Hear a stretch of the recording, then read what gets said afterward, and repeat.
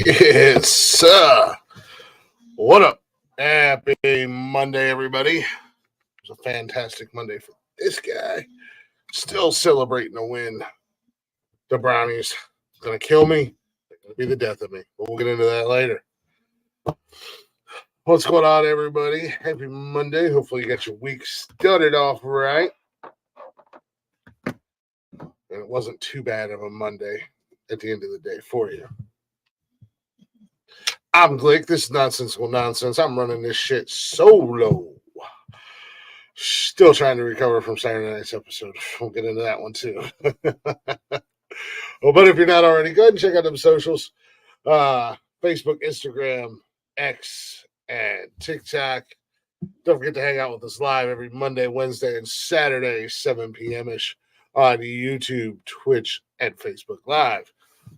And if you can't join us live, you can also listen to us anytime, any place on Zencaster, Spotify, everywhere you listen to podcasters at, all at Nonsensical Nonsense Podcast. Not that hard to find. And we even made it easier for you, where you can simply go to bio.link/nonsensical nonsense. It's going to give you all them links to all of our social medias, everywhere you can find us, everywhere you can watch us, everywhere you can listen to us. Not only that, but it's also going to give you links to all of our sponsors. And don't forget, when you check out, use our promo code Words Are Hard. Anywho, what is up, Shatter's Box? What's going on, Benji? Bro, I got so many shirts. I got a fuck ton of jerseys, mainly guys who are not here. My oldest one dating back to 1991. My very first ever Browns jersey. Yes, it still fits me. Yes, I was a big kid. 91 or 92. And I just ordered more gear yesterday. I needed a pair of comfy pants because I think either my fiance threw them out because she's mean like that, or she's just hidden them from me. So, it's getting cold. I can't wear my basketball shorts anymore, my Browns basketball shorts. So, on Sundays. So I ordered a couple things, but I also got me some New Michigan stuff too. But I don't have quite the. I think as far as my sports stuff goes, it's mainly Browns. I've got four Michigan jerseys, a couple T-shirts. I got a fuck ton of hats too. Not Michigan. I got a fuck ton of Browns hats. I got 3 sitting here on my desk. Well, 2 on my desk and 1 on my head. So. But anyways, speaking of the Browns, what a freaking crazy Sunday. Holy shit. A lot of close games. The Bears beat the Raiders with a backup quarterback. Nobody thought that was going to happen. Quite handedly, too. The Bills lose another one to another shitty team. That's 3 that they've dropped to teams that they shouldn't have lost to. Talking about you, Patriots. I know Bills fans, it's Overreaction Monday, ladies and gentlemen, in the NFL fan world. And I know Bills fans, they want to fire everybody starting at the top all the way down to the water boy. They want to burn the stadium. They want to just make it all disappear. But I promise Bills fans, it's going to be all right. You've only got 3 losses on the season. It's still a long ways to go.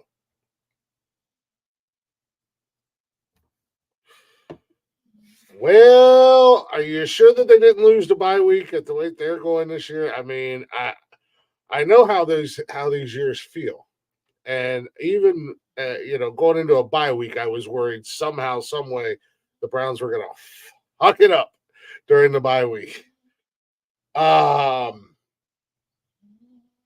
The Giants got to win. Falcons and Bucks were in a close game.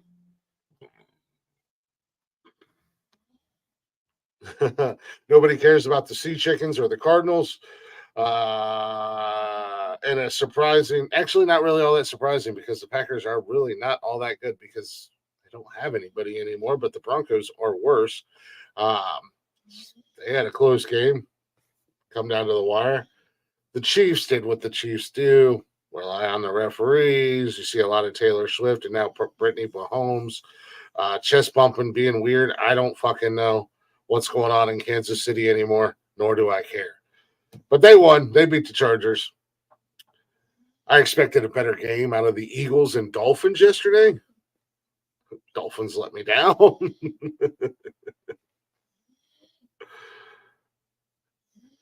Yeah, how the fuck you take a loss on a bye week?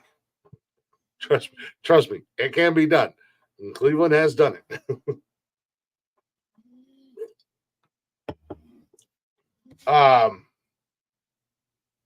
But one of the biggest shockers of the day for me yesterday, as we were watching football, the Steelers won. They needed the referee's help again.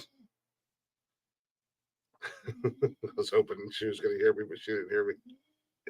Another bad call, alternate game. It is what it is. But still a pretty good game, back and forth. I was really surprised that Steelers shut down Cooper Kupp all day. But probably one of the biggest shockers to come out of yesterday. I don't think anybody expected it. And I know that this team only has one win against the other team, but the Ravens absolutely bitch slapping Detroit. Now, don't worry, Detroit fans. Don't worry. It's only one. You guys are killing it this year. I think you're going to win your division pretty easily and get into the playoffs. So don't burn the village just yet, Detroit. You know, it's not going back to old Detroit ways. But I was shocked. It was a huge shock. I was just like, damn. I thought it would. I didn't, Baltimore, you can never truly ever count out. I thought it would be a much closer game, a much better game, come down to the wire. But obviously not, man. I don't know what the hell happened to that Detroit team last night, but they looked rough, like real rough. Yeah, the Miami in Philly game, I expected that to be a lot better. I'm still on the Miami bandwagon. I have been for the last couple of years. I've been telling people they're doing something big in Miami, y'all, and it's starting to come to fruition.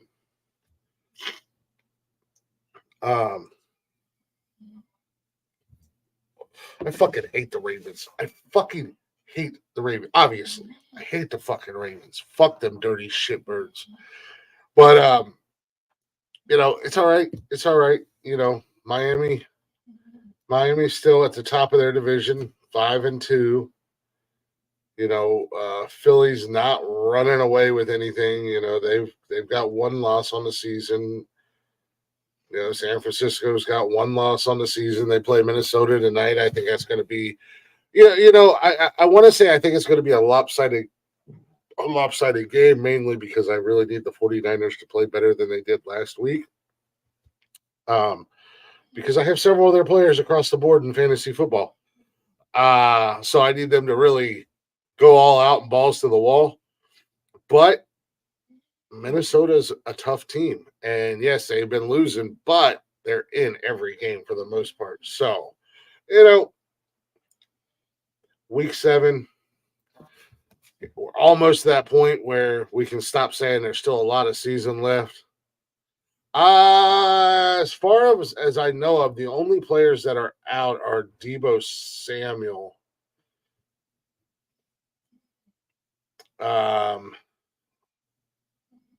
Let's take a look here.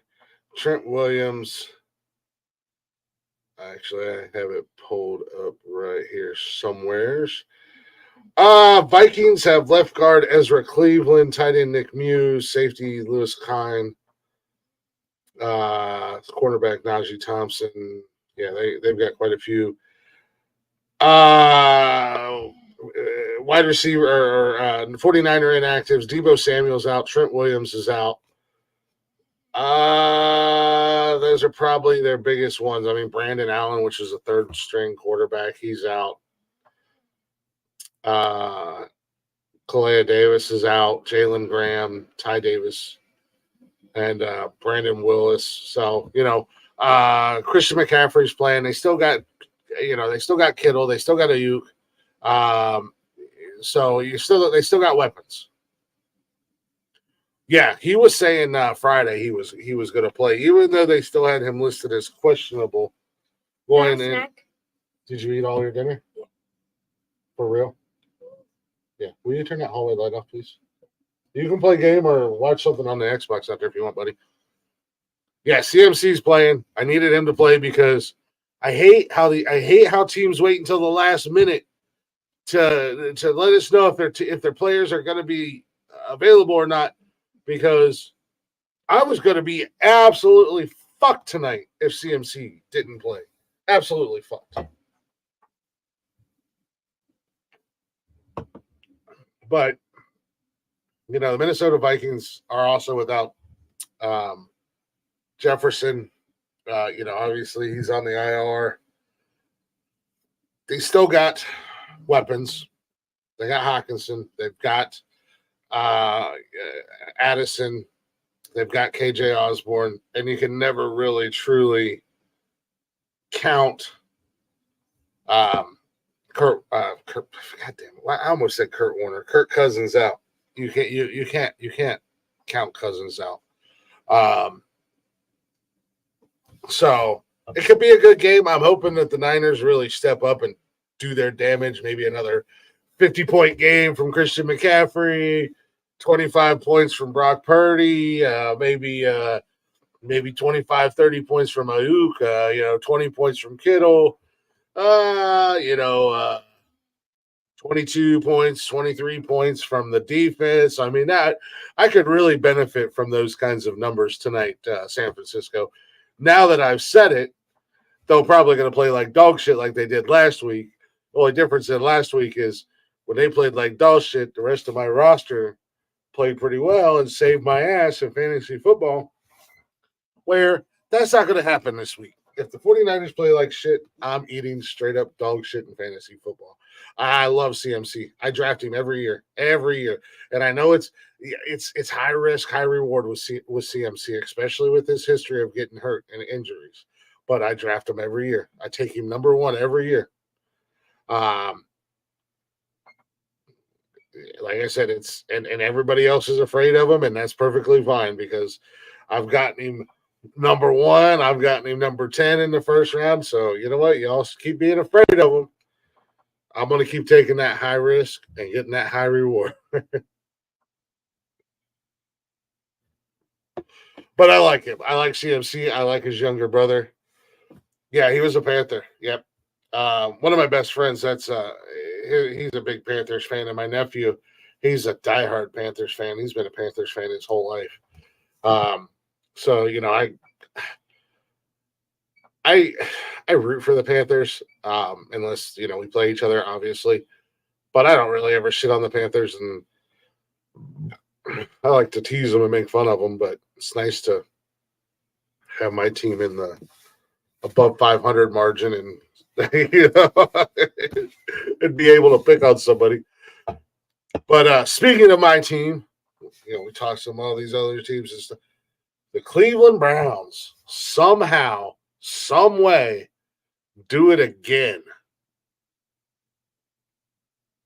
in the final seconds. I can't 2 weeks in a row. I can't take this.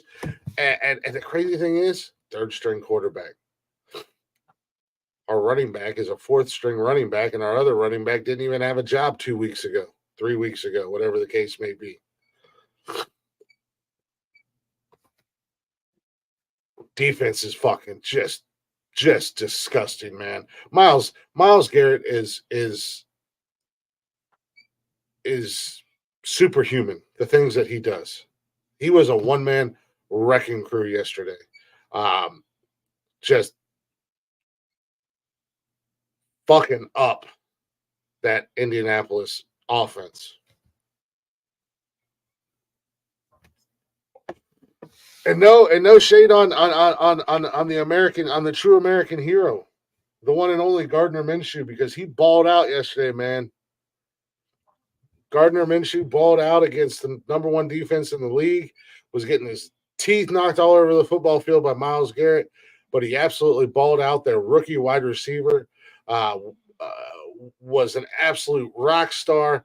I mean, you got to give credit to the Indianapolis Colts, man. They for all the good things that the Cleveland defense did, Indianapolis played very well against them. And I don't know why people keep sleeping on Gardner Minshew. I liked him when he was in Jacksonville, uh, and he keeps getting bumped on rosters or whatever because the kid can ball, man. I mean, he can do a little bit of everything out there. Um, and the Colts, they might be coming around on an upswing. They started out a little rough on the season, but they got Jonathan Taylor back. Minshew's playing like lights out fucking quarterback right now. But at the end of the day, it came down, man. It was such a good game, and how Cleveland put that drive together at the end. I don't know why they ran 3 pass plays and then on a 4th and goal finally ran it with Kareem Hunt. Why didn't they just do that in the first place? Blows my fucking mind. Why do that to us fans? What the hell did we do to deserve that? But again, there was still time on the clock, and with the way Minshew was playing, I was scared. So our defense stepped up, got the ball out of his hands again, and covered it up, got that victory formation. And I've been sitting here enjoying a second victory Monday in a row, and it feels good. Oh, and all that feel good, all that good feelings I had went away after the game because I had to watch the Steelers cheat again. Shout out to the refs, Pittsburgh Steelers MVPs for the year.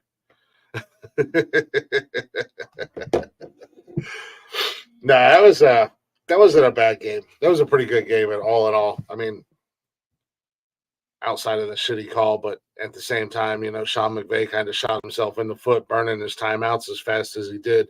Had he had that one timeout left, he could have reviewed it, but unfortunately, and I think had they reviewed it, because how they spotted the ball anyways blows my mind, but had they reviewed the actual play and been able to look at it, they definitely would have ruled that a turnover on downs.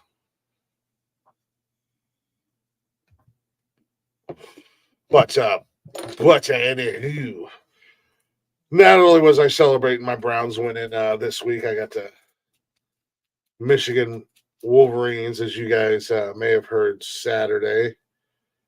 If you were in the show, absolutely annihilated little brother Michigan State 49-0, which was awesome. Still hanging on to that number 2 spot in the top 25. I don't think Georgia's going to drop.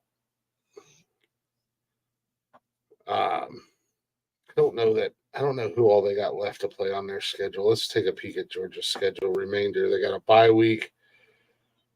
They got a bye week this week. They have Florida, Missouri, Mississippi, Tennessee, Georgia.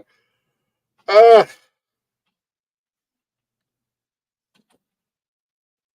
don't know, man.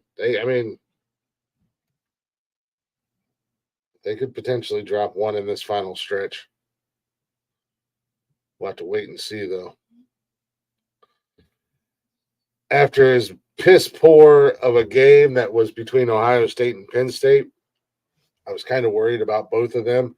But after seeing them play each other as bad as they did, as a Michigan fan, I'm not really worried.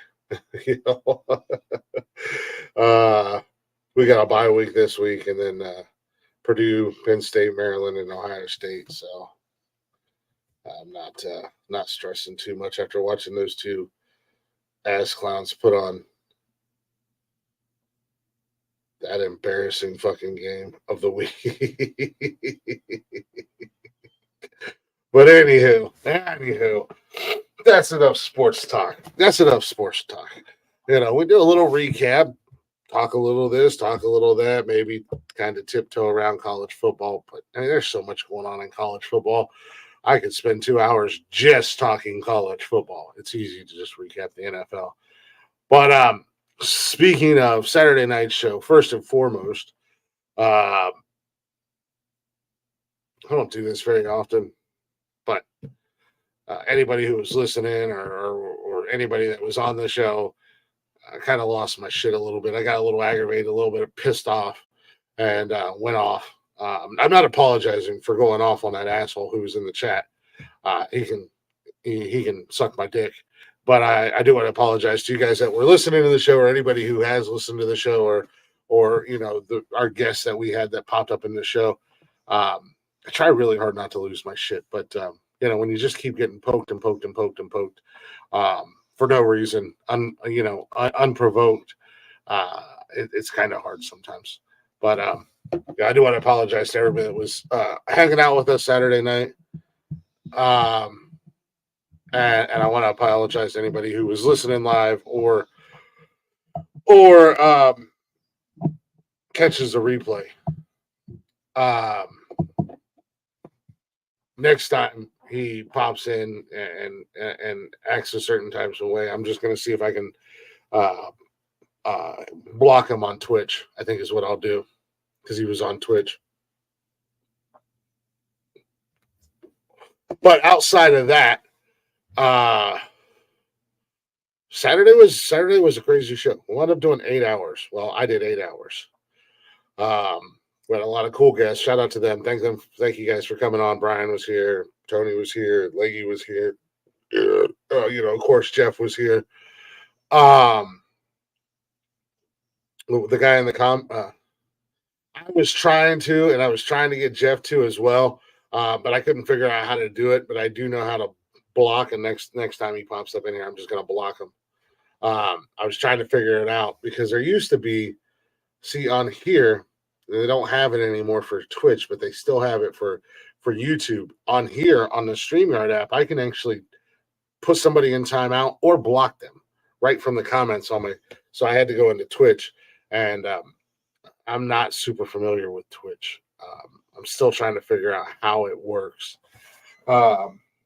But every once in a while we run into those little hiccups.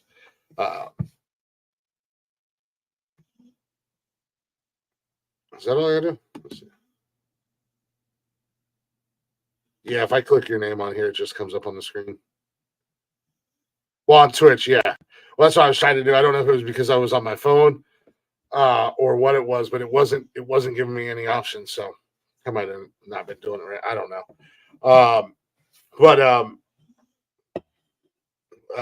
Sacramento Truth Movement, Jay came in. Conversation went way left to center, but was still good a good conversation. He's a young cat, and we may not necessarily agree with each other's beliefs or whatever, but it was a cool conversation to have to extend the show. But he seemed like a pretty cool kid too. Saturday was definitely an interesting event. I don't know if I've quite recovered from doing an 8-hour broadcast. It's been a long time. But no, like I said, first and foremost, I do want to apologize to the listeners and our guests that were on the show, because it doesn't happen very often where I lose my cool.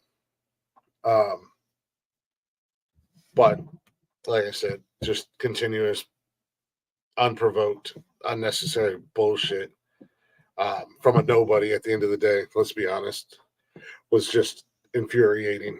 And I was already in a grumpy mood because I was sick, and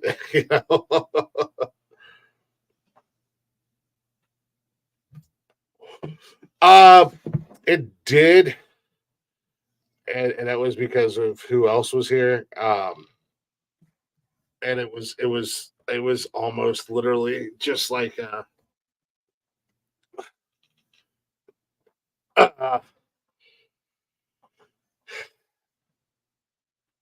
had she not been on here, he would have never come up type deal. But he was a former co-host of the show, so that's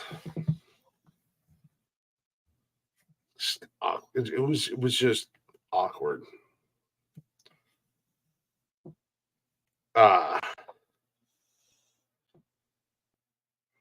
Just because we all kind of were wondering how long it was going to take. But it's all good. I mean, we said we were going to open the doors on Saturdays, and it was either. Is it normal? Yeah, it should be one. Because I was going to go grab something else that I forgot. What are you going to grab? Your book bag because you have homework to do? No. Do you have homework? No. Are you lying? No.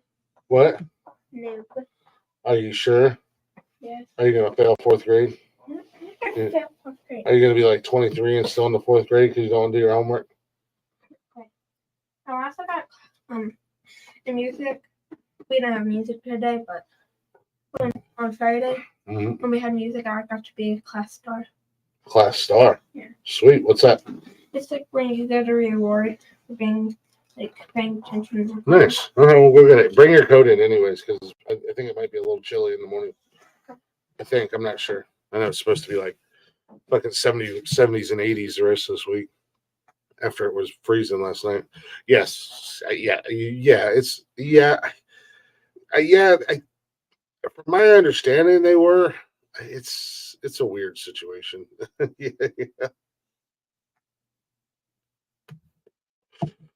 I don't know all the dynamics. Actually, her and I had a really big falling out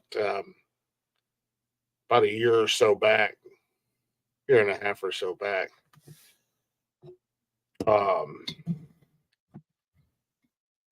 So we're on a men's tour, so to say. That we're cool. But yeah, they were. I really don't know the full dynamic and situation going on there. But it's like I said, it's one of those things. Tony used to be on the show not too long ago. And even though there was an open door type thing for Saturday, he probably wouldn't have showed up had it not been for the fact that she was here. But I think for the most part, we tried to have a good show. We outside of a couple little hiccups and a little bumps in the road, so to say, it wasn't too bad Saturday night. But a lot of things we do is trial and error, and opening the show up on Saturdays is a new trial thing that Jeff and I talked about it. And I think we talked about it on here, and it could be awesome, or it could be an absolute fucking train wreck, just utter disappointment and fuckery. So, you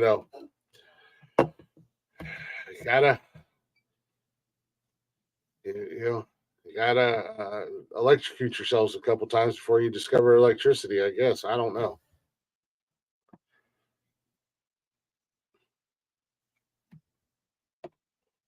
But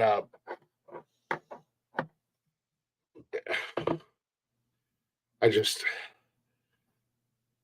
after 9.5 hours of broadcasting Saturday between the show and being on Twitch and everything like that, I just mentally tonight it was like, oh, God, I probably should just take the night off and just play Call of Duty.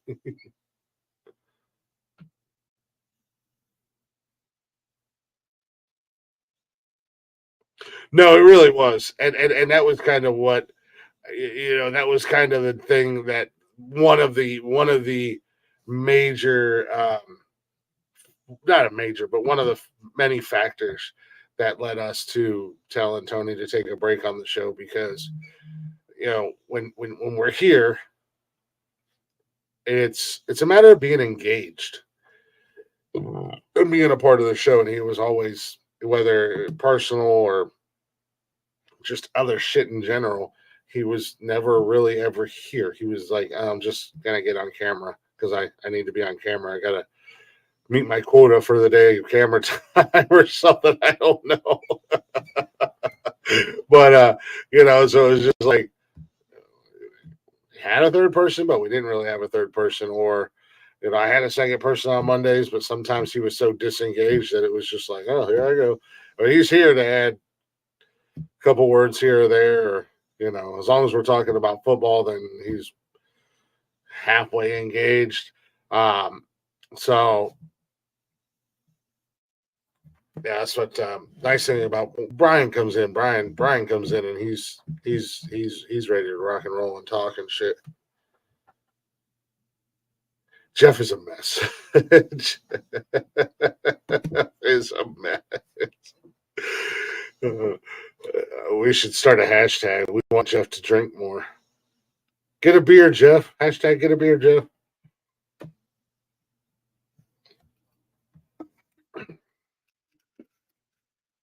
Jeff's a little bit more loosey goosey when he's drinking.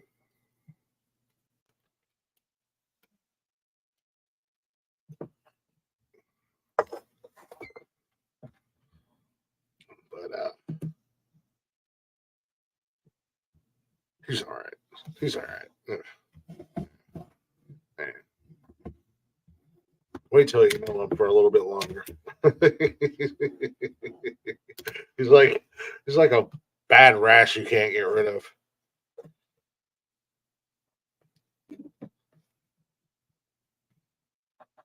What didn't you guys lose again in a bye week? Aren't you guys now like 0-7? Go Panthers! Put on a.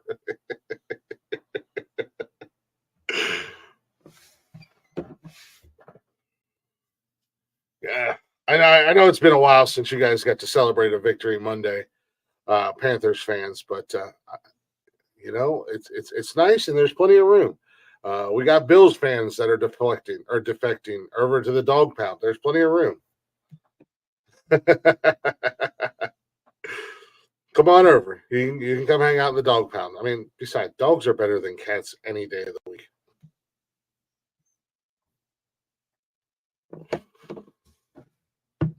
You said no, whatever.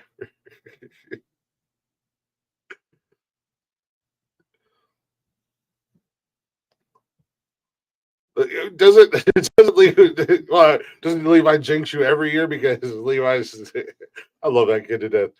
I gotta love his fandom though. Hey, we're going to the Super Bowl. Okay, well, no, not Super Bowl. We're going to the playoffs. Well, okay, well, we're not going to the playoffs, but yeah.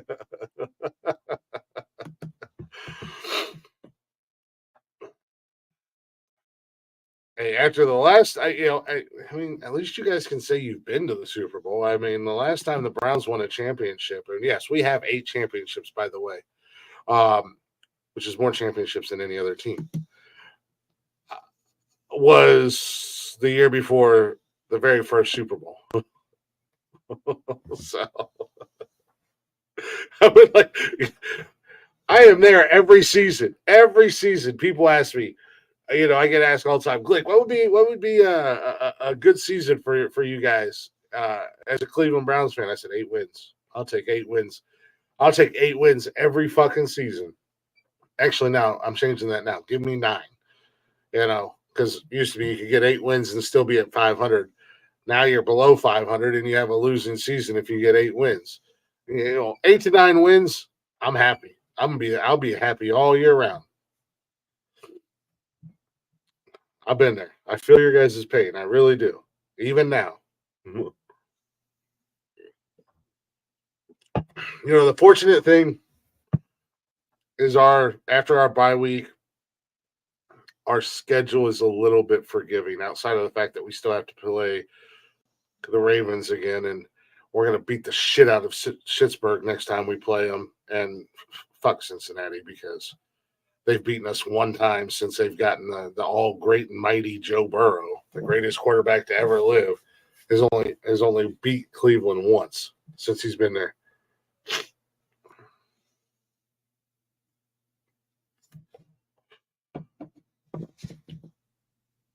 I mean, you guys got a solid roster at the end of the day. Offensively, you got some weapons. The only downside is you really don't have a run game. But I don't want any wins to shit. You guys gonna go after Caleb Williams in the draft? As the Mexicans say, you guys are El Dumpster Fire-O. I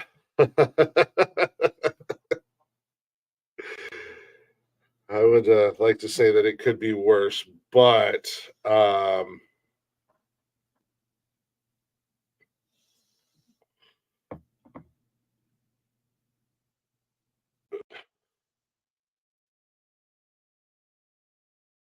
I mean,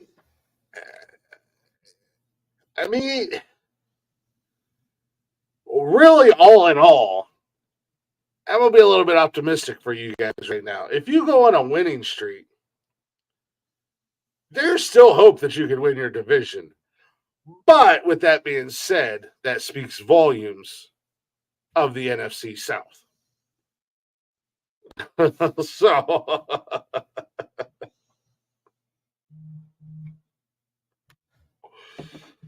but who are you? I mean, like, who are you hoping if you tank and you get the number one pick? Who are you gonna take? And the Cardinals only have one win on the seasons, and there's a bunch of 2-wins teams: Minnesota, Green Bay, Chicago, the Giants, the Patriots, Chargers, Denver, and Tennessee. All 2-win teams, man. You know, AFC North seems to be one of the best divisions out there, or conferences, or whatever. A lot of three-win teams right now. Colts, Houston. Houston has 3 wins. That's where you should be mad. That's where you should be sad. You guys, Houston Texans have more wins than you right now. You got Adam Thielen. And I know he's older, but he's a fucking monster. He's your guys' number one man right now. I mean, you got, you guys really don't have shit going on. You got Thielen and DJ Chark. And you got Hayden Hurst at tight ends. Your running backs are ass. Miles Sanders and Chuba Hubbard are just not really living up to any type of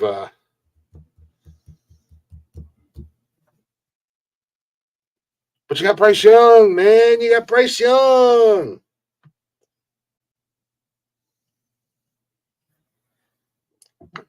Got Bryce Young, man. He's Alabama pro. Oh, wait.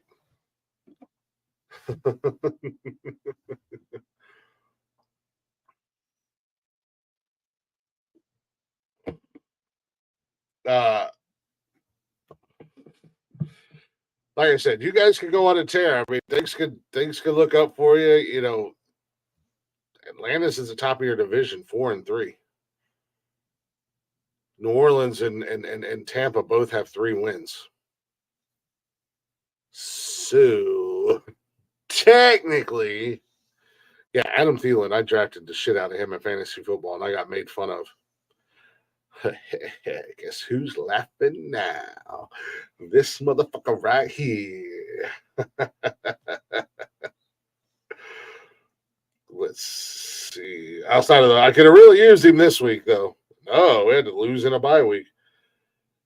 Yeah. 20 points, 31 points, 15 points, 27 points, 28 points. He's only had one bad game, and that was the first game of the season. Just killing it in fantasy football.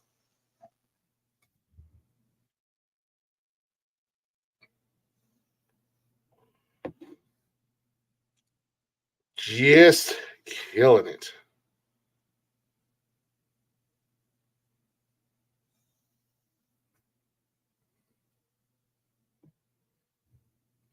I ain't mad.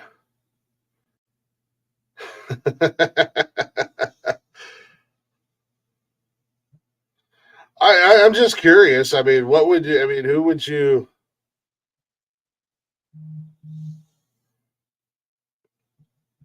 Who would you guys hope to get? Like Cam said, you traded all your draft picks away anyways. It don't matter. So I mean, who would you hope to get in the draft?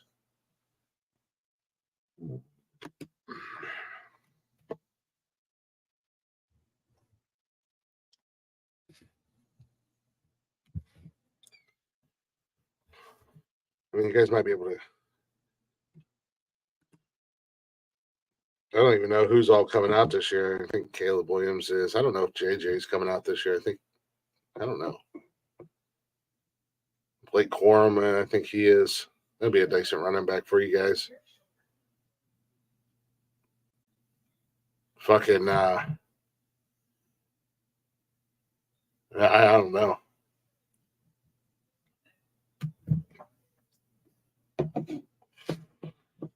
Trade it away, get more picks.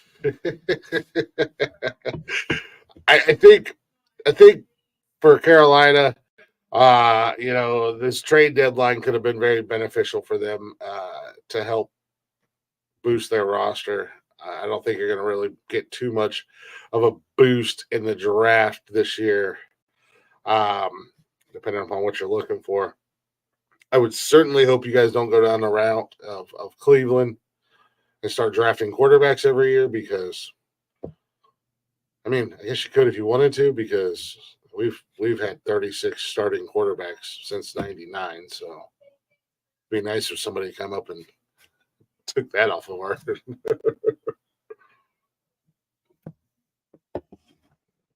Or maybe you guys, Cleveland had the 0-16 season. Maybe you guys are going to say, hold our beer, Cleveland. We're going to go 0-17. I don't know.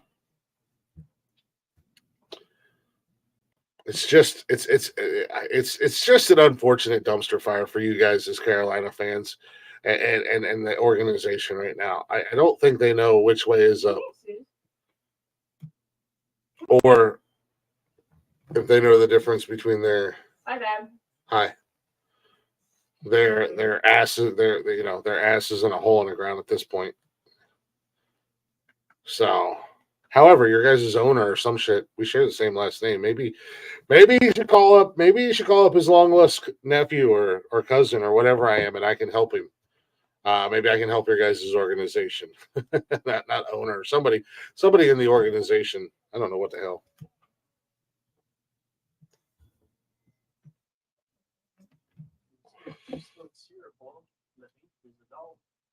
But I digress. I'm just what they call an armchair quarterback. What? Is it just you on the show? It's Monday. Oh. I've been doing this show for 2 fucking years. Well, you've always had somebody with you. They still ask me, "What is it podcast day?" Well, no, I was asking. What day? What day is the podcast on? What time is the podcast? Are you doing a show by yourself? Well, it's Monday. I've been doing it by myself for the last several months.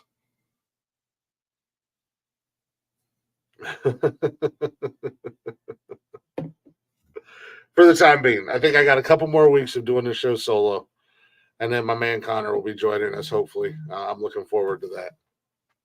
He'll be helping me do the show on Mondays. I think he'll do the whole week. I'm not quite sure yet. I know he wants to, and I know his wife is pushing him to do it, so he's not sitting at home bored or whatever. So he has something to do. Unfortunately, he is. I think he said he's basically 100% disabled. He's not able to work. But he got his discharge and everything like that from the military, so that's good. And his pay and pension and all that jazz. He got everything he should get, and then some. So the old GNC show. Yep. Glick and Connor. I'll tell you what. If you like Jeff, you don't like Connor. Connor is another loose fucking cannon. I know I have my moments of loose cannonry, but I try to keep it somewhat. Yeah. But Connor's another loose cannon. And he's a military guy, so he's got a twisted, sick sense of humor. Almost borderline freaking beard hair. Borderline insane. Should be locked up in an asylum.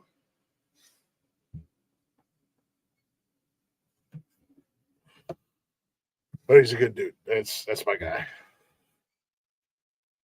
I think I said it Saturday night on the show. We've talked about men's mental health and stuff on the show, and and some of the stuff that I've gone through, and Connor's going through some stuff right now. And he reached out to me Friday night, late Friday night. Well, late for me. It wasn't so late for him. But and I knew he was going through some stuff. I know he's dealing with some stuff, but I didn't want him to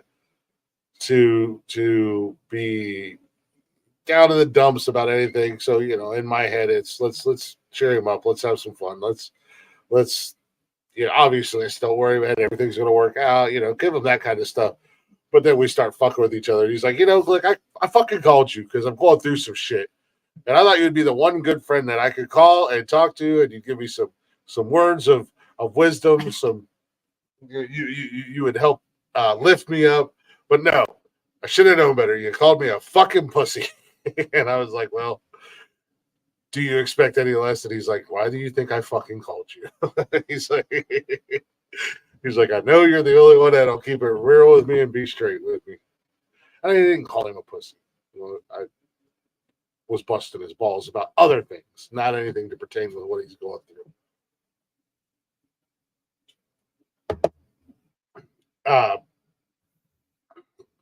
But we had a good conversation.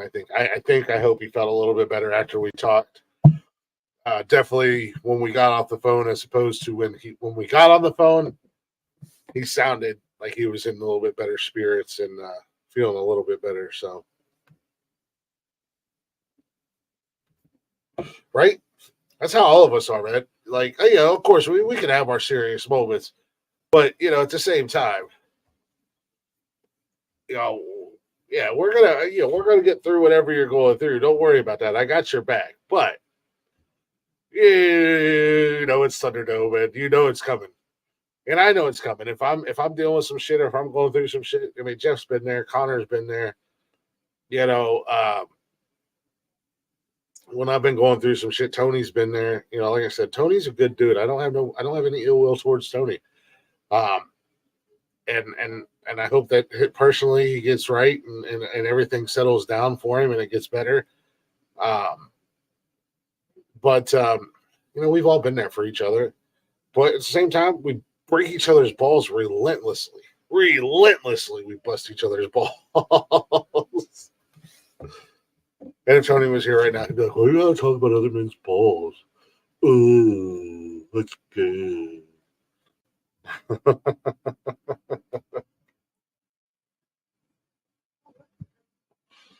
But that's what we do. That's what we do. We're not all perfect. We can talk about each other. We can talk about men's mental health. We can talk about, getting rid of the stigma and all that. And at the end of the day, it's not so much, being a therapist. It's just being there, guys. Like, for real, like being there for your buddies. And unfortunately for men, that's how we let our buddies know we're there for them. Exactly. We're gonna bust each other's balls. It's fucking Thunderdome, man. And I'm a smartass. I mean, I'm a fucking smartass at the end of the day. That's what I do. What up, Marcus? Good buddy. So of course I'm gonna bust your ball. But when shit gets real, I'm gonna be right there. Always got your back, always in your corner.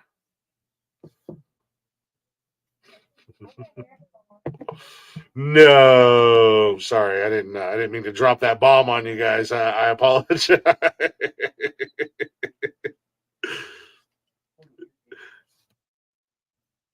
I apologize. Nothing but love. Mistro laid duck in the house, aka Mark, aka filthy, dirty, rotten Englishman.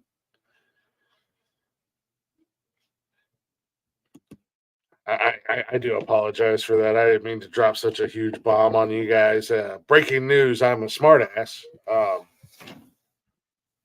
I understand if some of you guys are scared and intimidated and want to run away. I understand. I don't blame you.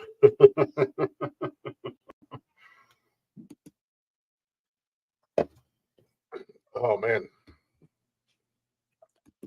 Let's keep this fucking train on schedule, shall we, boys?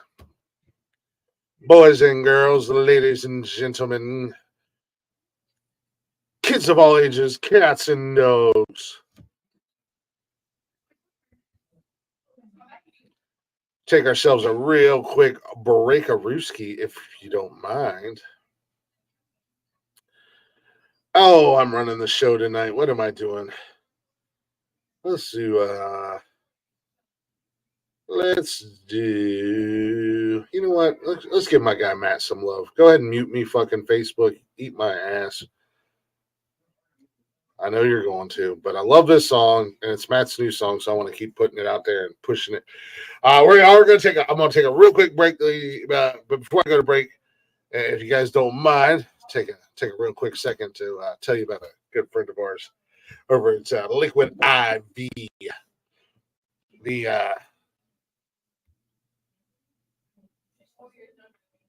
What the hell's going on?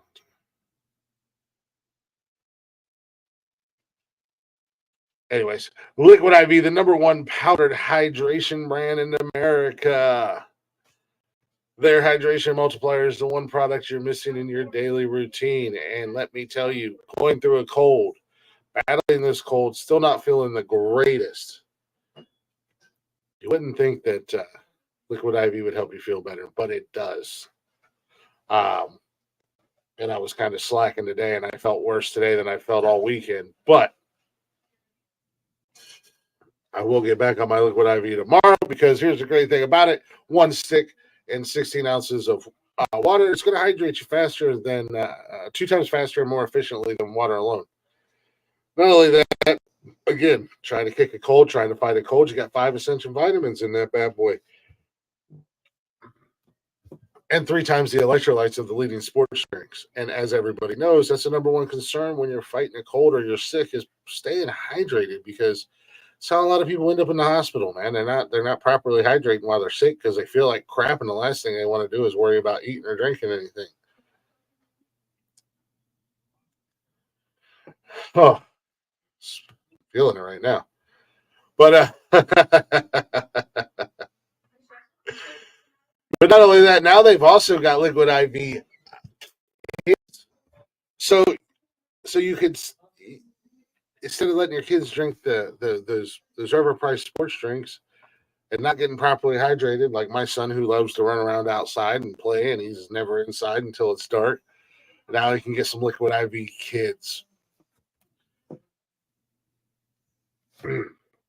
Not only that, but it comes in 12 delicious, refreshing flavors, ladies and gentlemen. You're going to find the right one that you're going to enjoy.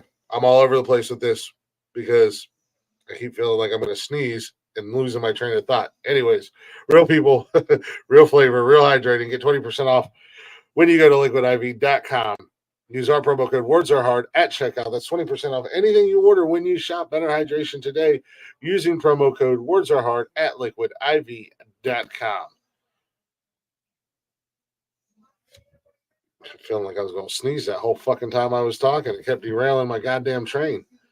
Anywho, we're going to take a real quick break. Got Matt James with his newest single, solo single, Chain Smoking Whiskey. Check out Matt James on all social media and wherever you stream music at Matt James. Also, at the same time, check out his band. He is the lead singer of Blacktop Mojo. Good friends of the show. We love playing their music, and we love supporting the guys. You guys should do the same thing. Back here in just a few minutes.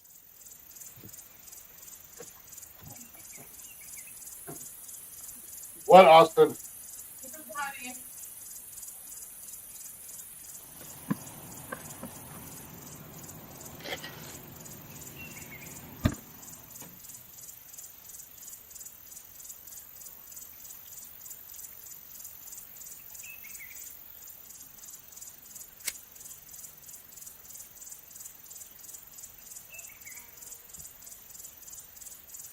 I thought it'd be the cowboy killers. They put a hole in my chest.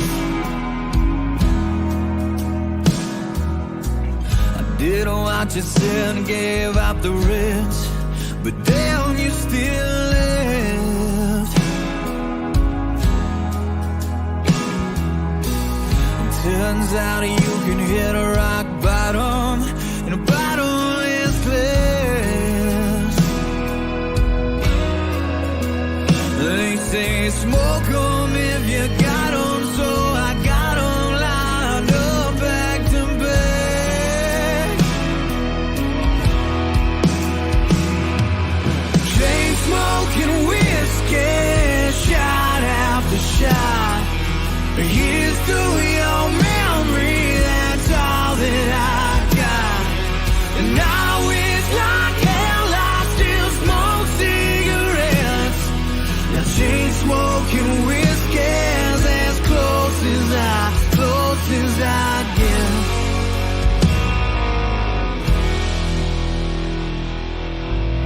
Trading nicotine for a stiff drink, one vice for another.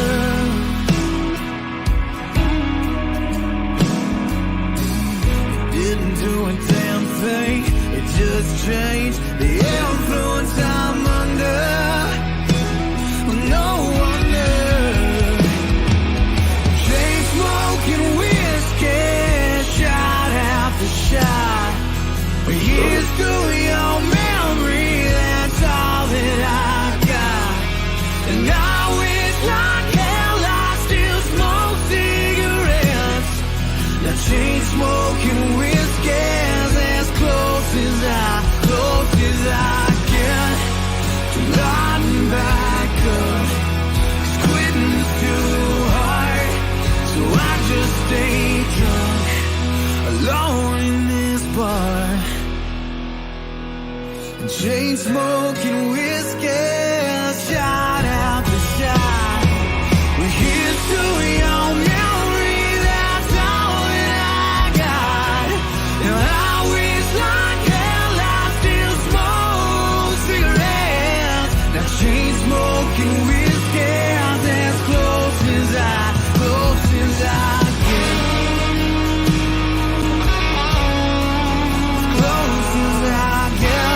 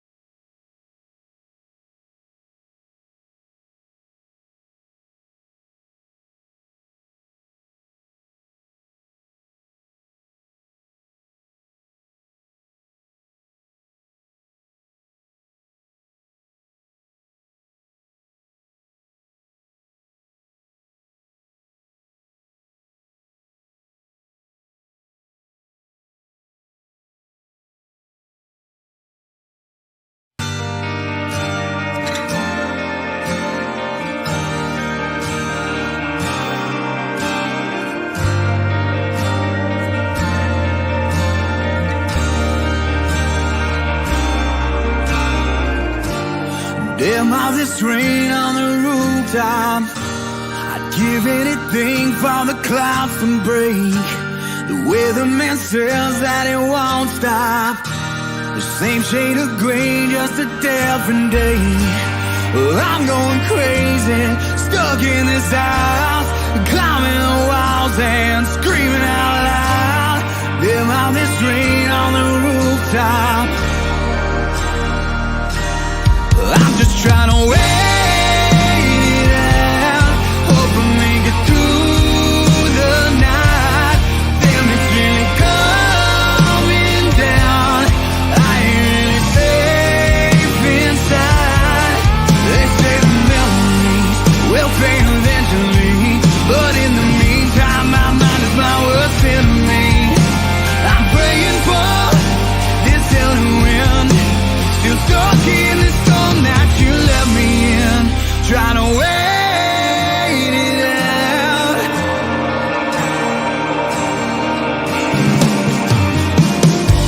The bottom fell out when you stormed off. I ain't seen the sun since you drove away. I tried to find where we got lost, but I know now it won't change a thing. So I'm cussing this downpour to hell with this dirt, and damn you for leaving, you're the worst. The bottom fell out when you stormed off. I'm just trying to wait it out, hope I make it through the night. Damn, it's really coming down. I ain't really safe inside. They say the memories will fade eventually, but in the meantime, my mind is my worst enemy. I'm praying for this hell to end. Still stuck in this storm that you let me in. Trying to wait it out.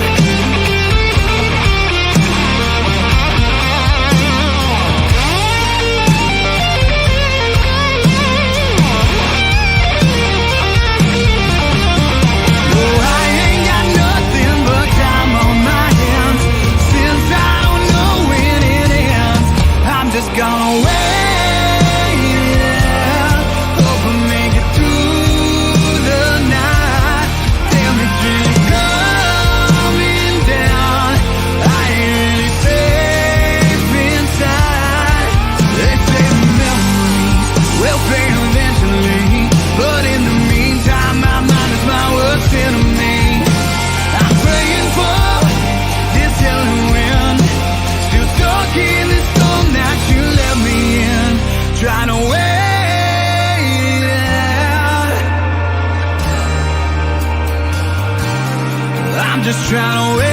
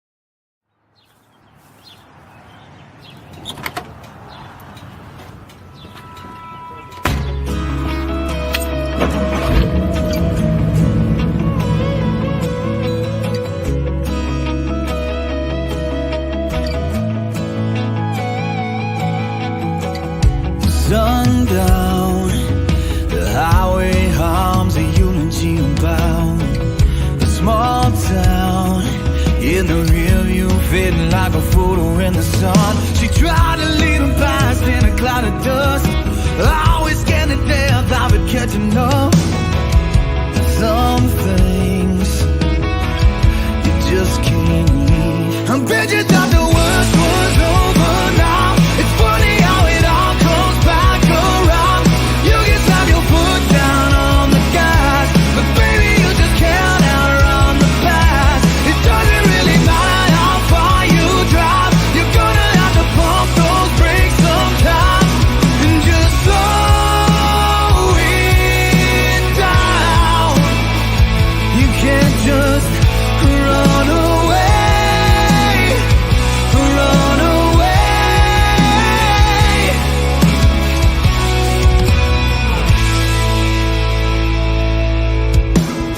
Cocaine only covers up so much, but her pain, it just wouldn't touch, so she doubles up.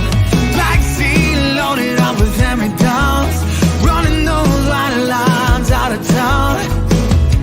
Some things you just can't quit. I bet you thought the worst was over now. It's funny how it all comes back around. You can slam your foot down on the gas, but baby, you just can't outrun the past. It doesn't really matter how far you drive. You're gonna have to pump those brakes sometime and just slow it down. You can't just run away, run away.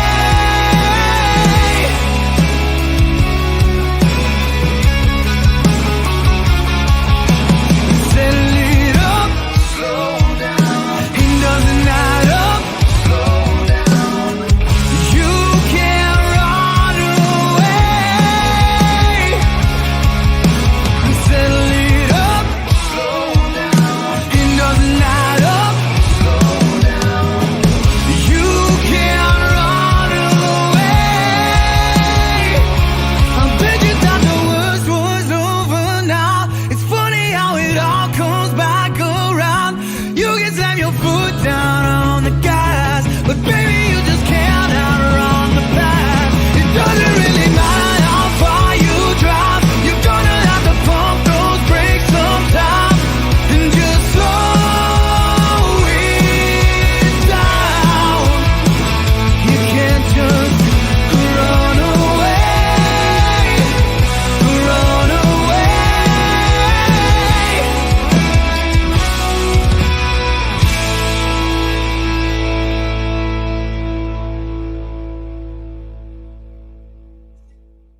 All right, let's try this now, shall we? I think we're back. Jesus Christ. I hope you guys enjoyed that Matt James three-peat as I was dealing with technical difficulties. But I think I'm back. Here we go. Yep. All right. I got audio. I got camera. We're good. We're back. Wow. That's the only downfall doing the show by yourself. Right there, ladies and gentlemen. When you run into technical difficulties, you gotta be quick on the fly. Welcome back to Nonsensical Nonsense. I'm Glick, running this shit show solo by myself tonight.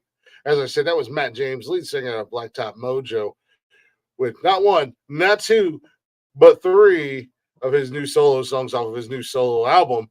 Check out him and the band on all social media and everywhere you stream music at Matt James and Blacktop Mojo. Go show the guys some love. Holy shit. That's just like,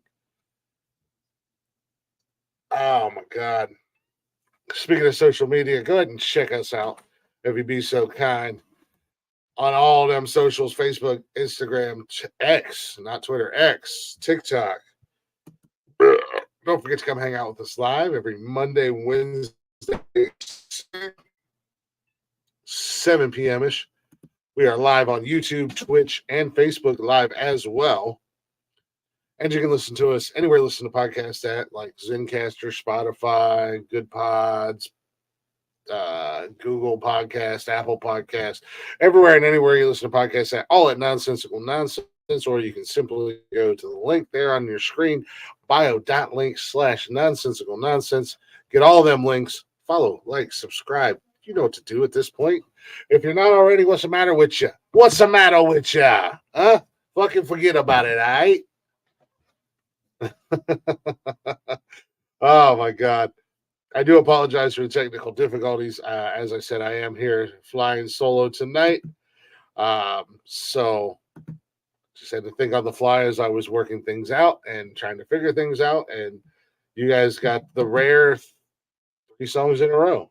I feel like I'm a fucking DJ, radio DJ. Let's talk more music. 3 songs every hour guaranteed. Hear it. 101.7, all click, all the time.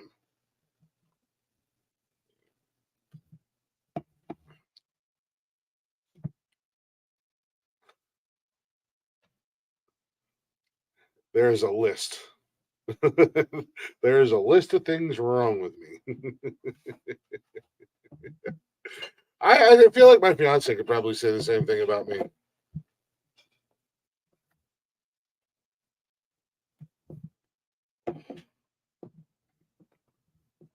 But anyways, regardless, we work through it. You know, I don't know what's going on my interwebs. They absolutely took straight up shit on me.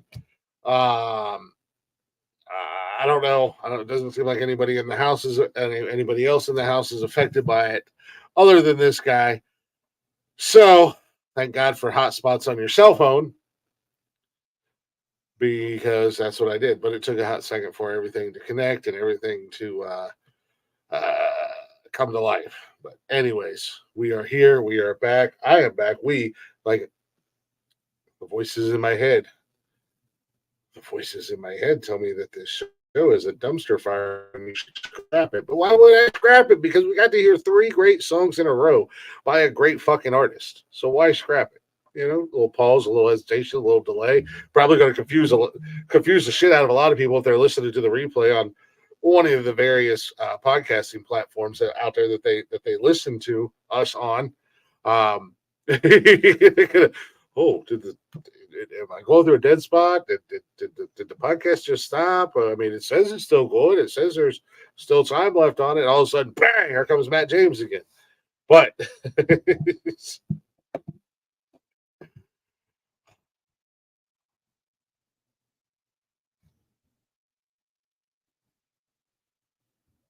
you really like Falling in Reverse, don't you?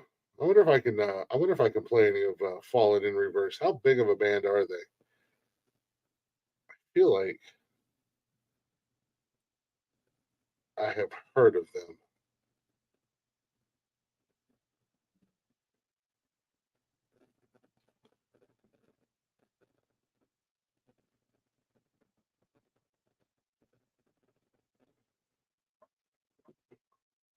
You reference them a lot. I'm gonna have to check them out because I feel like I've heard of them. I've heard them before. Oh, wait a minute. Yeah. Okay, yeah. Oh, we'll definitely get in trouble for playing their music. Unless, I mean, I get in trouble for playing Blacktop Mojo and Matt James, and I literally have permission from them. And we've had Matt on the show, so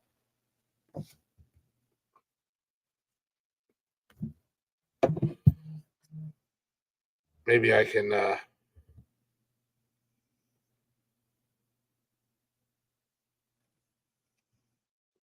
Maybe I can find a loophole in their music. I don't know. They might be too big for me to reach out to and be like, "Hey, would it be cool if we played your music on my podcast?"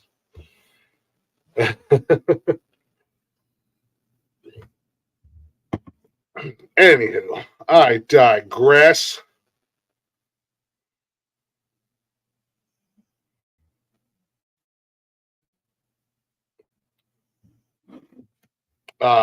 Let's see. Let's see if we can. Let's see if we can get this fucking train back on the tracks. All right. I don't know how, but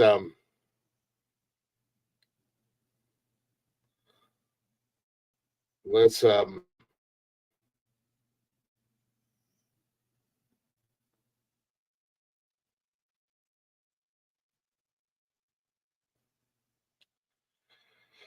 if we can somehow right this train, shall we?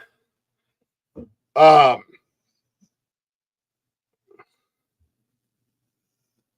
have to do a review of it.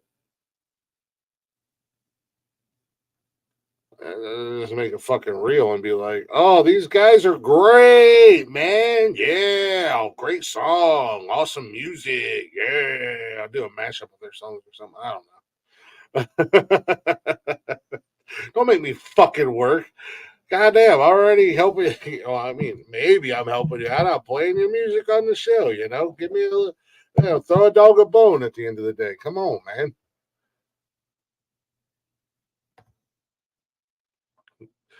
We don't need. Doc also said where we're going. We don't need roads, or where we're going, there aren't roads, or some shit. I don't know. God damn, man. You must review my music. I am. I'm playing it on the podcast. All right. There's your fucking review. Follow it in reverse from behind these walls. Yeah, I know the name of what your band was originally called because you created the band when you were locked up, homie. All right. Come on, bro.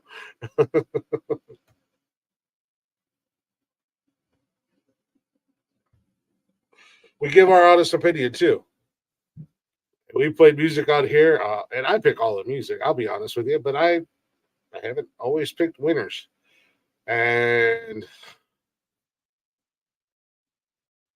I might like it, but nobody else does, or I might not like it, and everybody else does. So we give honest reviews on the show, and it's a live reaction because nobody knows the music that I'm going to play other than me until I play it.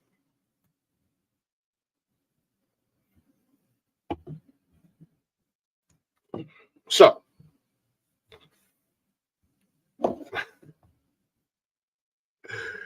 oh God. Anyways, I had some news lined up. Um, for about the last week and a half, but unfortunately, we just never get to it when Jeff and I are together. But it's good. I've been told they do a lot of foddering on here, so it's good fodder for the show. At the end of the day.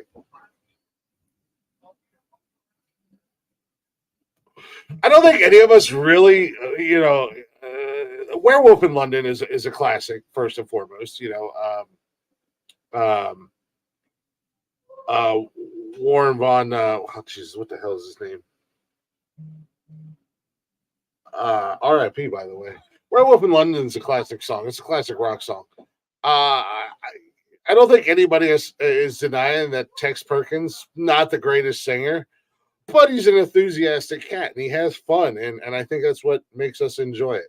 Because I mean, I've looked at some of his other music, and I want to play some of his other music, and it's the same dude. Like he's just a character, man. He just I don't know, but yeah, I don't think so much that we like his version of Werewolf in London. I think it's just he entertained us to a certain degree.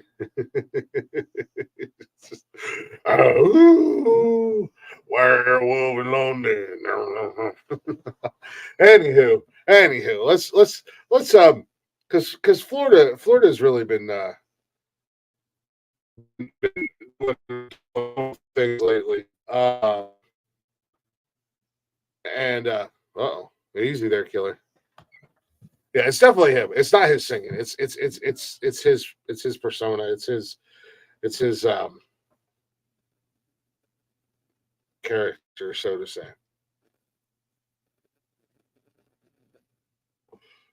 Oh, where do I have them saved at? There they are. Actually, this first story is not out of Florida. Actually, I think I only have two out of Florida, to be honest with you.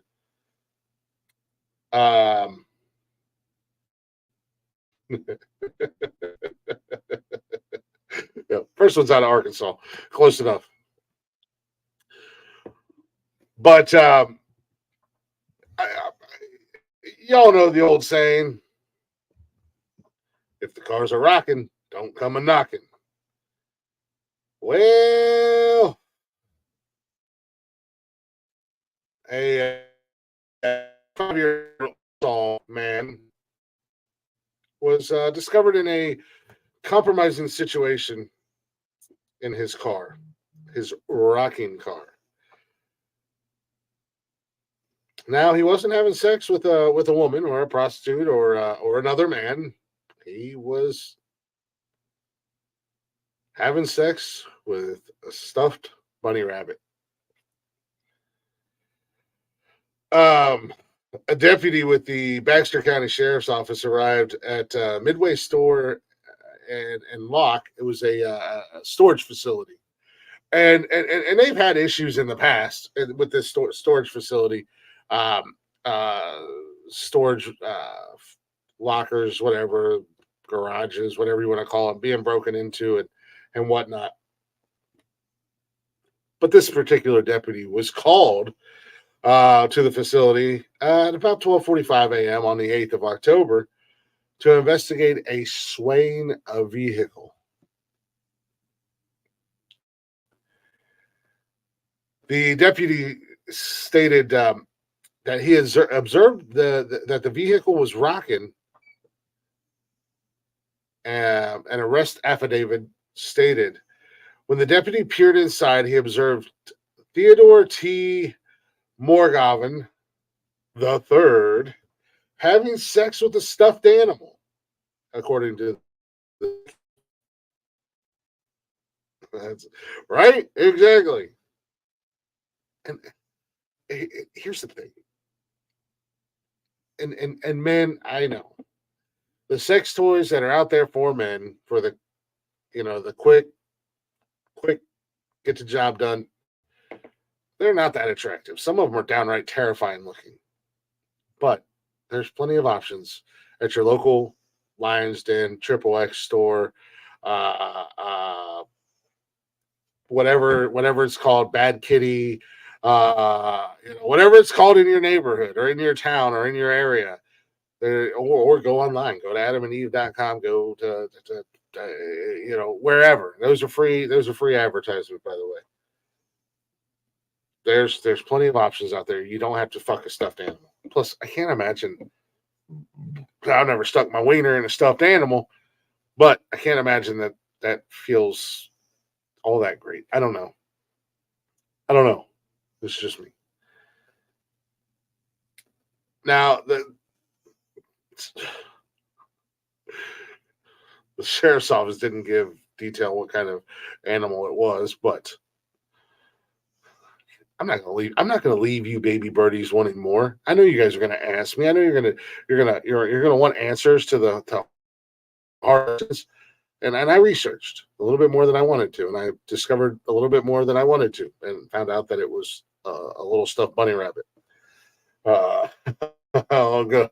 Hey, old Peter Cottontail didn't get away from Farmer Brown that time. That's not what I want to hear in an update from the game. Anyways, so the deputy catches this man fucking a stuffed animal in the back of his car outside of a storage facility. The deputy then found a purse. My man had a purse containing 2 marijuana pipes and 1 syringe during a search of the car, while another deputy later found about 3 grams of meth in the purse.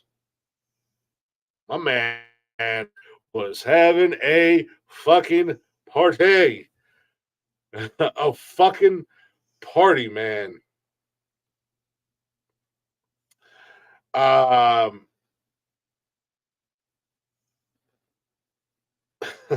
Theodore, the stuffed animal fucker, was hit with numerous charges, including possession of a controlled substance and public sexual indecency, and to which he pleaded not guilty in his court appearance. But the judge just set his bond at five grand, and he's due back in court at the end of the month. Which is more embarrassing? Getting arrested for, some meth, maybe some weed, I don't know, some paraphernalia, or the obvious answer is going to be the second choice, or getting caught outside of a storage facility just taking a stuffed animal to Pound Town. Again, I've never been that hard up that I'm just like, you know what? Old Teddy Ruxpin, old Build-A-Bear over there is looking real fucking sexy. I think I just might give her the old 1-2 punch, if you know what I mean. I would have said it was the bunny. No way. Right, exactly. Yeah, exactly. That's my first. That's my first go-to. It's not mine. It's the bunnies. and here's the other thing, and this is where my brain instantly went to, and I found out that it was a bunny. I instantly went to Nicolas Cage and Con Air. Put the bunny down.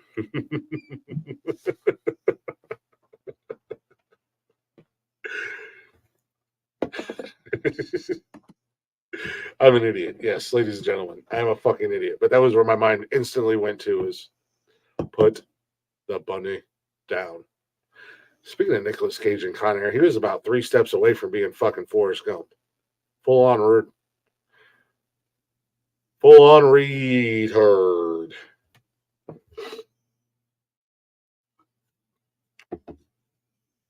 I'm just saying.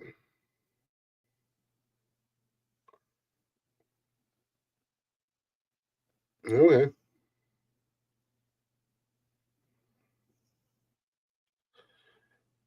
I mean, dude, like, for real. I don't understand these people that get caught in these ass positions. I know, like, we did a story on here a long ass time ago about this lady in Florida who just rolled up in a car dealership, jumped in a car on the lot, or a truck on the lot, and just started going to town on herself, stripped down ass naked, just started going fucking straight up to town on herself. Got arrested. We've done a story about a dude in Florida that was behind like a Popeyes or a Church's Chicken, one of the two, behind out in the back parking lot, high as hell, just behind the dumpster, just flogging the shit out of his Dolphin, man, beating it like it owned him money.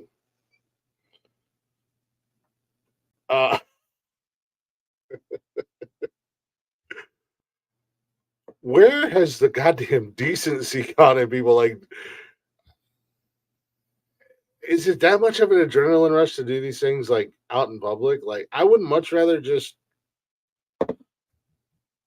I think I would much rather get caught with like my fiance, in the back of the car, rather than in the back of a car just taking a stuffed rabbit to Pound Town, and then get caught with meth and everything else.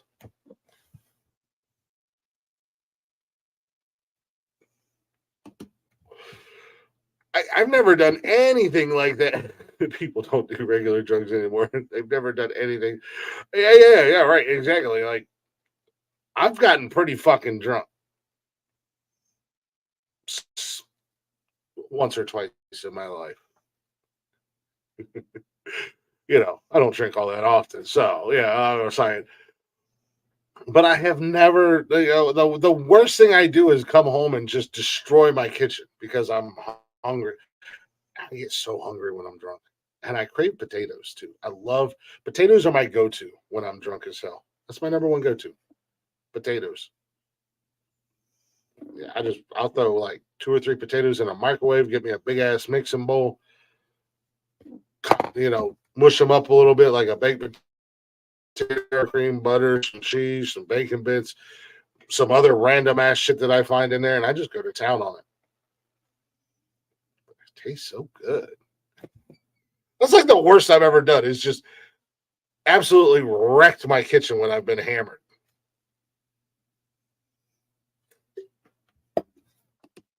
I've never gotten drunk and chased somebody down on the street and ate their face.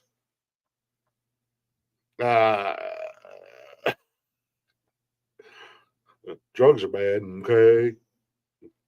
Shouldn't do drugs, just drink.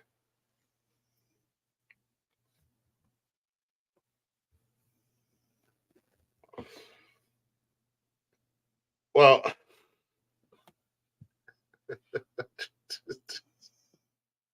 I swear to God, there's a new story every week of somebody in a similar position to this, some type of situation like this. Whether there's drugs involved or not, I mean, some of them just have mental issues, which I'm not going to make fun of that because there are some serious mental issues out there where people really going through the ringer, whatever the case may be. But there's also the cases where they're not even on drugs and they're not fucking crazy. They're just fucking weird, man. I mean, and I know this has almost become kind of an urban legend at this point because it's happened so many times in so many places. Yeah, it's like the dude driving down the freeway just hammering one out, man, and then he passes a school bus, and then he ends up on a fucking list because you just passed a school bus full of children, and you're fucking got a kung fu grip on your one-eyed monster,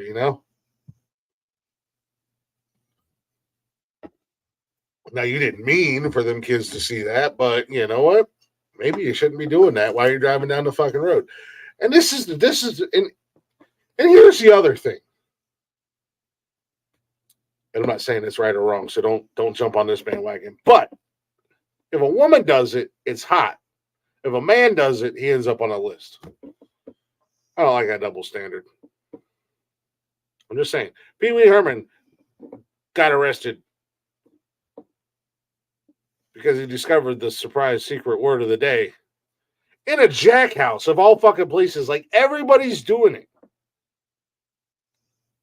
But if a woman goes to the movie theater and she's watching Channing Tatum do his Magic Mike dances and she decides to be DJ Clitoris on the 1s and 2s, and it's freaking hot. It's weird. Just don't do that. Just don't masturbate in public. And don't fuck inanimate objects in public either. Public service announcement. PSA. Do that shit in the privacy of your own home or your friend's home or I don't know, at work, in the bathroom or something. I don't know. Just don't do it around people.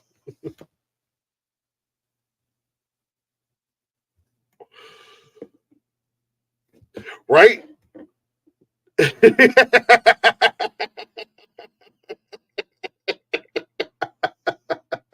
I'm telling you, Benji, I gotta have you on the show, man. You're a great secondary commentary.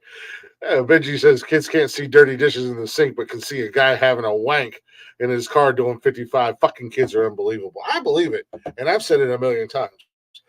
I'm gonna find these two motherfuckers that have been living in my house for the last 18 years. It wasn't me, and I don't know, and I'm gonna fuck them up because those two assholes are ridiculous. They are ridiculous. They do so much unnecessary shit in my house. Yeah, exactly. But like I said, and you got a gold star for that, by the way, sir. And like I said, it happens. It's almost become an urban legend at this point with the fucking jerking off in the car while you're driving down there. First and foremost, bravo to you, sir, that does that, because I'm not driving fucking 75 miles an hour down the freeway and having a go at myself. That's too much other shit I'm got to pay attention to. People can't fucking drive around here. Not to mention, do just like keep handy wipes in your center console, your little center glove box, because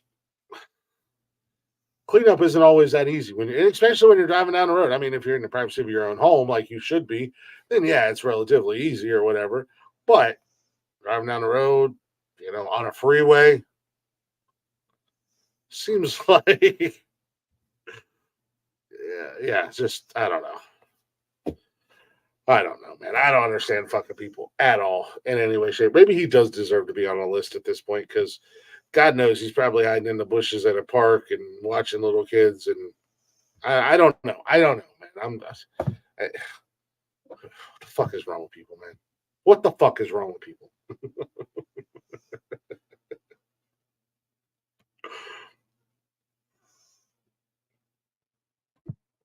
But again, double standards, not cool. Not cool. I'm gonna hear. I'm here. I'm gonna speak out for the men. Not that I'm a guy who's, having a good old jerk session in public, but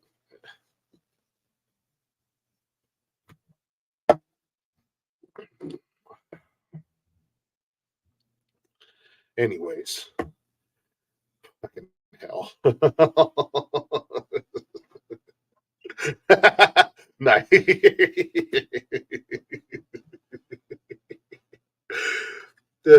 is why I work under houses, says Benji in the Cheddar's Box. Cheddar's Box Benji. Oh, well, unfortunately, unless there's a basement, I don't fit under most houses. So if I'm squeezing my big ass under there, I think there's video up on our Instagram page. I have to look for that video. I was literally up underneath the crawl space, and I'm like mooshed, and the ground is here, and the house is here, and every time I breathed, I could just feel like I almost felt like I was being, an anaconda had me in its vices and was just constricting on me. Like, what? I'm like, yeah, I gotta get the fuck out this bitch because no room for error down here. I'll fuck around and get stuck. Anywho,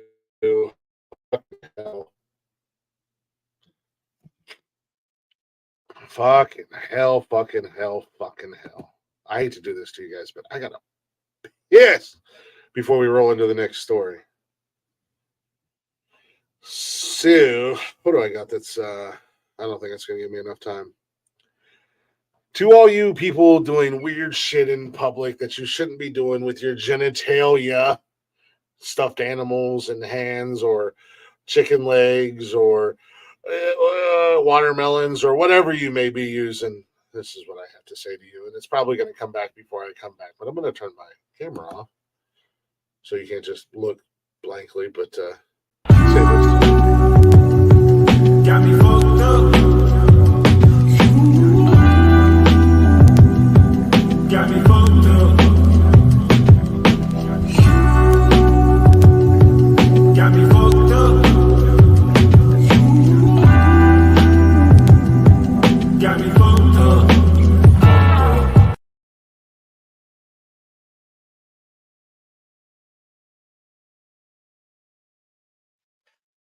And now we will move on to the next subject of weirdness and what the fuckery,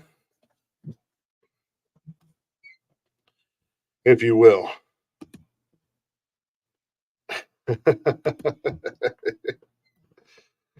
49ers missed. Jesus Christ. How in the hell does Jake Moody start the season? 9-9. Perfect. Yeah, they're really not helping me at all. Brock Purdy has no points. Fucking Christian McCaffrey's got negative points. The only one that's been somewhat beneficial is fucking Ayuk. Oh, let's see what's going on in this other league real quick before we get to this next story. Yeah, okay. Well, they've done just enough to get me into the lead on that one, so I'm good. I'm definitely winning that one.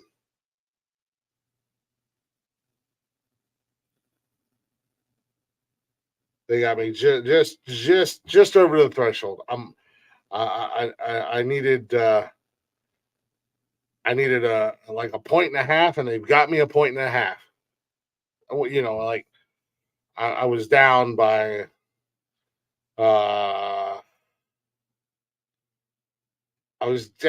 like 10 points, so I needed or I was down by 9 points, so I needed like 10 and a half to catch up.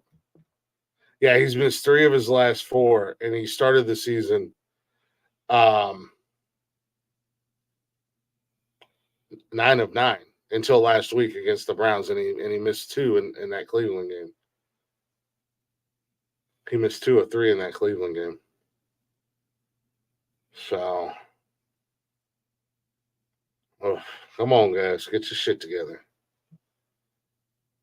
I mean, if it wasn't for my fantasy football league, I would be 100% rooting for Minnesota And in all honesty, Minnesota could win just as long as it's like a high scoring shootout. And, Brock Purdy throws for 2 or 3 touchdowns and has like 400 yards in the air. And Christian McCaffrey rushes for 2 touchdowns, maybe gets a receiving touchdown and rushes for 100 plus yards and, catches for 75 yards. I'm good.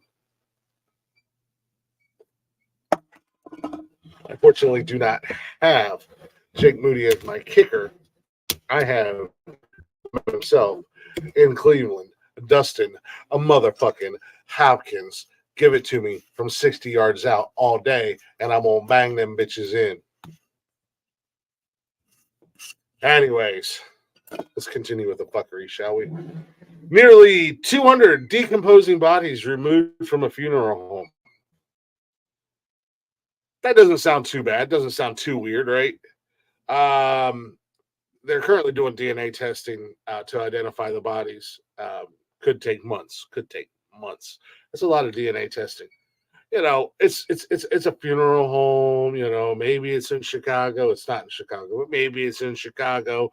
200 bodies. That's a weekend. And let's be honest, maybe it's Baltimore. I don't know. 200 bodies is a weekend. Easy. But it's not.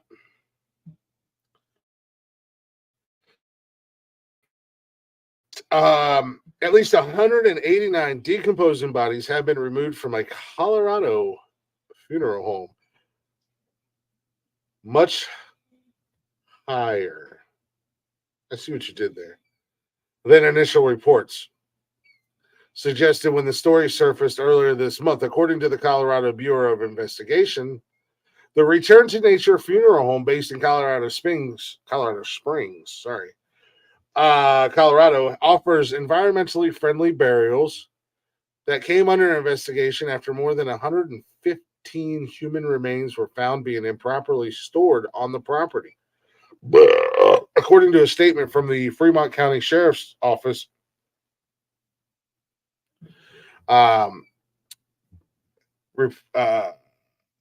earlier this month, they were responding to a suspicious incident. Authorities found around 115 decomposing bodies stored inside a space of about 2,500 square feet.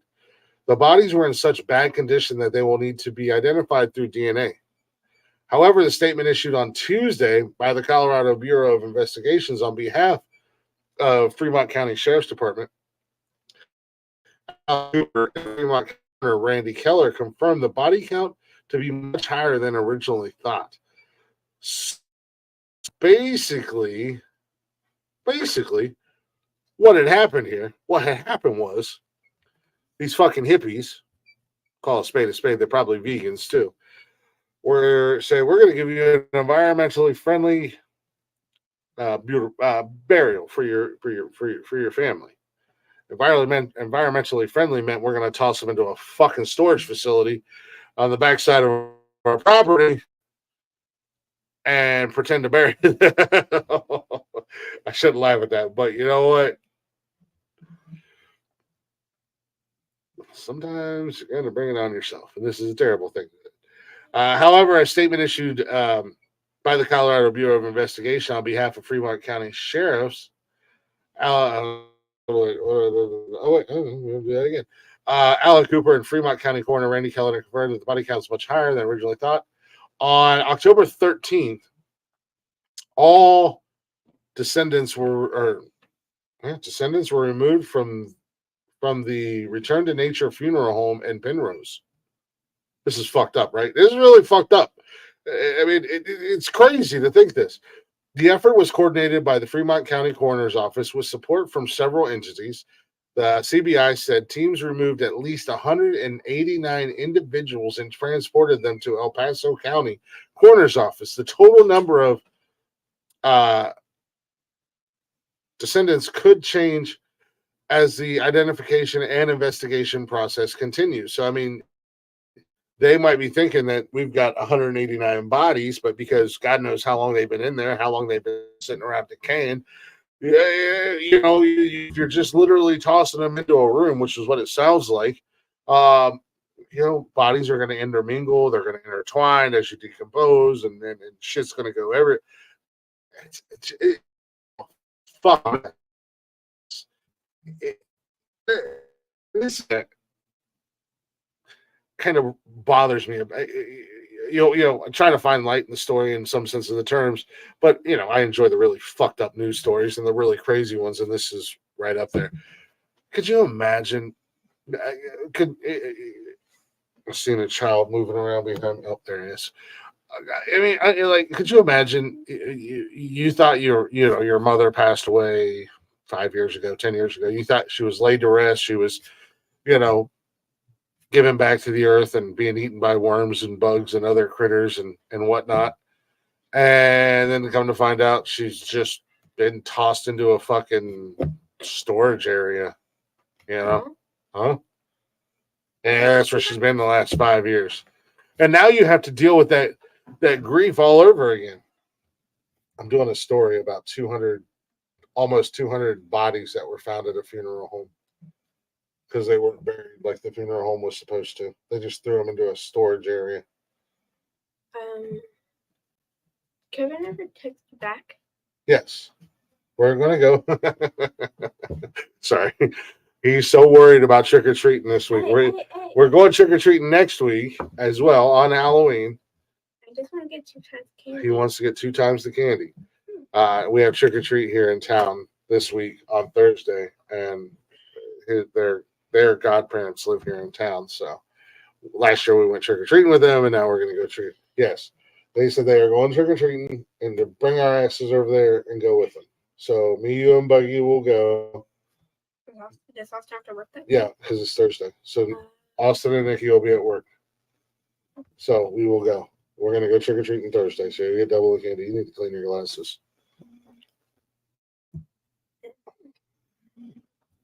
But anyways, so families will be notified once the bodies can be identified. So not only once again are you going to have to be thrusted into dealing with the loss of a loved one, and I don't know if you're going to have to go through that whole process again. I mean, obviously you want to get them buried, you want to get them, where they need to be at.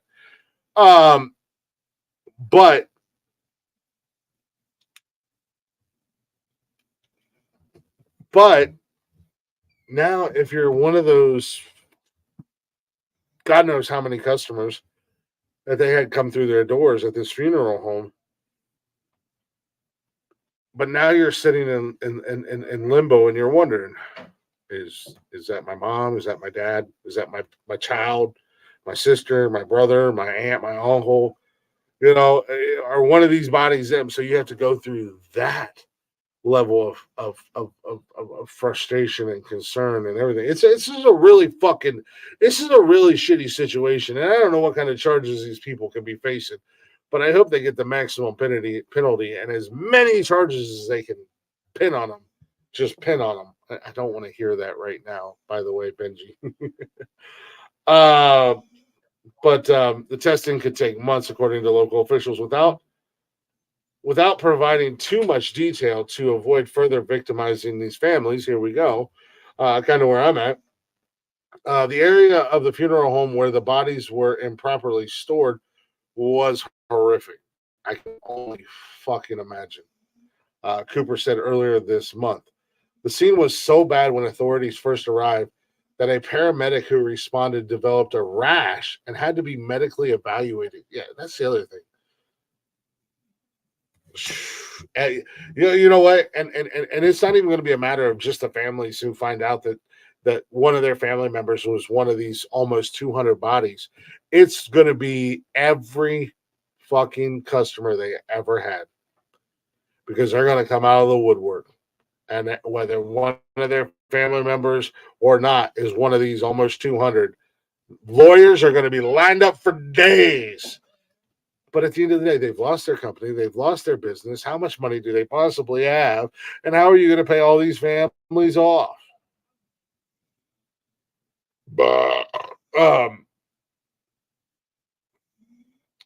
We are conducting extensive coordination efforts, and we focus on the identification of the descendants and provided notifications to ensure the families are given accurate information to prevent further victimization as they continue to grieve their loved ones, said Fremont County Coroner Randy Keller.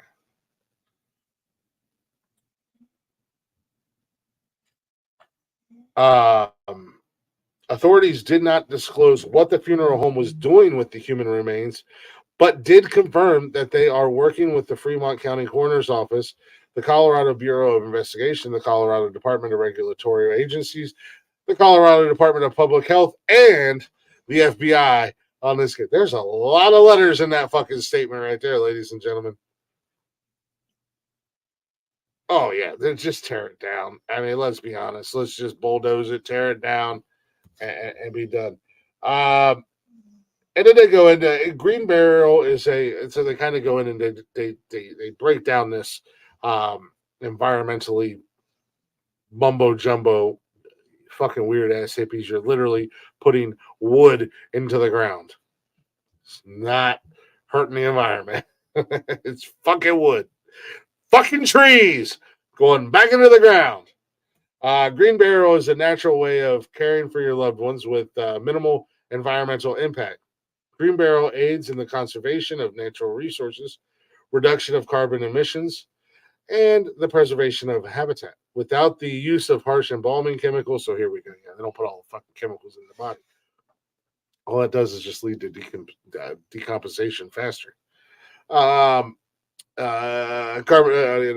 Embalming chemicals, metallic, plastic, or natural items. Okay, yeah, I guess I wasn't thinking about that with coffins. I don't know. I'm going to be stuffed when I die. So, or natural items. The website for the funeral home says you can still view your loved ones who is not embalmed. Embalming is not a law in the state of Colorado. Within 24 hours, the body must be either embalmed or placed in a regulatory temperature-controlled environment, meaning under refrigeration or dried ice.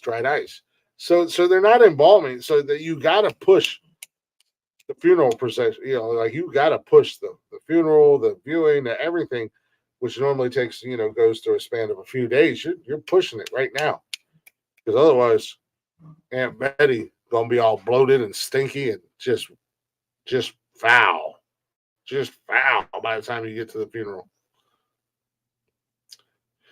Officials said they are now beginning the second phase of their investigation on Tuesday. This has been a couple weeks ago. The second phase of this comprehensive process includes confirming identification and completing family notifications, the CBI said. Family notifications will be conducted by a team led by the Fremont County Coroner's Office, victim advocates, and others, and this is expected to begin in the next several days. I'm going to do y'all a favor. I'm going to continue to follow this story. I'm going to look for updates on this story. I want to know what charges are going to be filed, what kind of jail time they're looking at, what kind of penalties they're looking at, what kind of fucking lawsuits, because the lawsuits are going to be there for days. Yeah. Exactly. 2,500 square feet of straight up people soup. Well, that's what they said. I mean, a medic had to be treated for a fucking rash and other issues. Holy shit. They just left them with all the blood and stuff in there. Yeah, good Lord. No wonder guys got a rash. Exactly. Yeah, they'll probably have to demo the building. There's no doubt in my mind they're more than likely this building is going to have to be demoed. It's condemned. It's biohazardous. It's fucking disgusting. At the end of the day, it's 2023. We know aliens are real. We got a fucking retard in office as president. And now we have a zombie apocalypse on our hands because of a funeral home in Colorado. This is what leads to a zombie apocalypse. I'm telling you guys. I hope you fuckers are ready. And if you don't have a friend like me in your life, you need to go find one fast. Everybody makes fun of the redneck until there's fucking zombies running around in the streets doing the Thriller dance. I'm just saying. And this motherfucking Colorado funeral home is the fucking outbreak central patient zero. That goddamn paramedic just got the zombie virus. He don't even know it yet.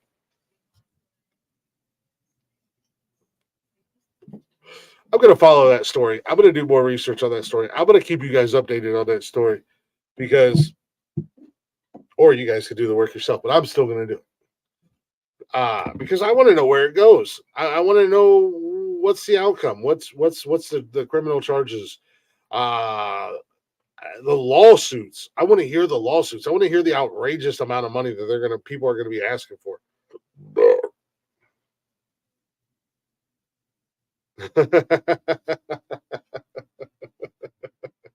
It's not a matter of having a big guy as a friend during the zombie apocalypse. That's what Jeff keeps telling me too.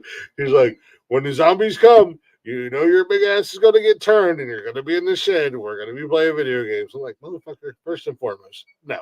Role reversal. The little guy's going to get turned because I'm using you as fucking zombie bait. Because don't give me free reign to start taking motherfuckers out. I'll be like my man 10K in that other zombie apocalypse show that I can't remember the name of right now. God damn it. Was it Z Nation? Z Nation, yeah. My man 10K.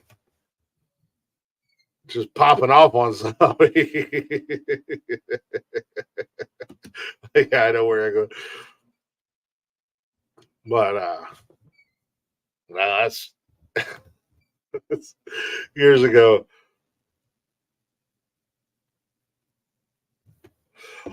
Oh, there's no doubt in my mind. I watch. Nikki and I we watch. It's no secret. We watch a lot of true crime and TV series and documentaries. That's what we go to bed to every night. Z Nation was so good and seriously underrated. I gotta say, long running, throughout the series, I enjoyed Z Nation better than I liked Walking Dead. In a marathon. In a sprint, Walking Dead obviously takes the cake. But in a marathon long run, I really enjoyed Z Nation way better. Nikki and I watch all those shows all the time. We love true crime. I love true crime. I'm big into true crime. I'm big into serial killers and stuff like that. So I watch all that shit, and we go to bed to it every night. There's no doubt in my mind. And People Magazine has a television show on Max. It's called People Investigates, and it's really good. We just stopped watching it because neither one of us. They had a lot of cases on there that involved kids, and as a parent, I don't. It just bugs me and rubs me the wrong way watching some of these true crime murder shows or forensics files or whatever. When they do a case about a kid, generally I just skip it or I don't watch it. But there's a lot of those on the People Investigate, but they do a really good job with the shows. And the only reason I started watching it was because they originally covered in their first season what was it? What the hell is that? I know I'm going to butcher the name. El Dago beach killings, a serial killer up in New York City. And then after he got arrested, they did a brand new episode, like almost instantly. So, and that's what got me onto that show. I don't think I've seen Black Summer. I think I know what Black Summer is. But I stopped watching Walking Dead at like season 5 when they killed Abe, and I didn't care about Glenn, whatever. But I liked Abe. Abe was my dude. First and foremost, if you read the books like I did, and I read the graphic novels, Daryl Dixon was killed in like the 4th page, and Abe was a main character throughout the entire series. So it kind of bummed me out because Abe was badass in the book and on the show.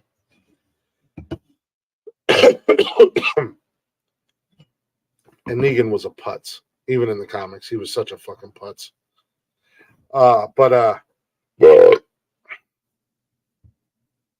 So I'm intrigued. I'm going to follow this story. And I'll do updates and whatnot on it as I find them. I'm going to keep that saved so I don't That was a little heavy. That was a little heavy story, and I apologize for that. But you know what? It's better than politics. Let's be honest. It's way better than politics. Um, let's head to Florida because Florida always makes us smile and makes us feel good about ourselves.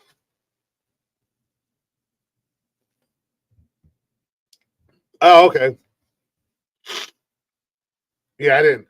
Yeah, I didn't watch. I didn't know they did it. I don't know that I finished. I don't think I finished the last season of Z Nation. I didn't know they did a spinoff show either. So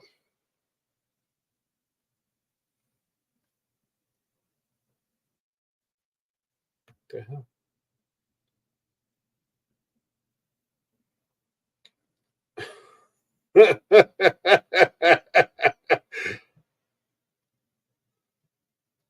Well, now I've dipped my toes into another world. Florida always never ceases to amaze us. Good old Florida, full of floor idiots. This story this story. I've been holding on to this one for a minute. This one, it just keeps giving. It just keeps giving. A Florida man crashes a stolen car after OnStar shuts the engine off because cops used OnStar and they're like, "Oh yeah, okay, we got you." Click of a button, car shuts off. Blah, blah, blah, blah, OnStar shuts engine off on in a multi-county high-speed chase. Check this out. A Winter Haven. This is up by Orlando. For those of you guys who don't know, Winter Haven's up by Orlando. A Winter Haven man is facing several charges after he crashed a stolen car on Interstate 4 after the engine was turned off by OnStar, deputies said. On October 6th, Jacob Thompson, 23, reportedly stole a 2022 Cadillac SUV from a Pilot Travel Center in Lake Wales.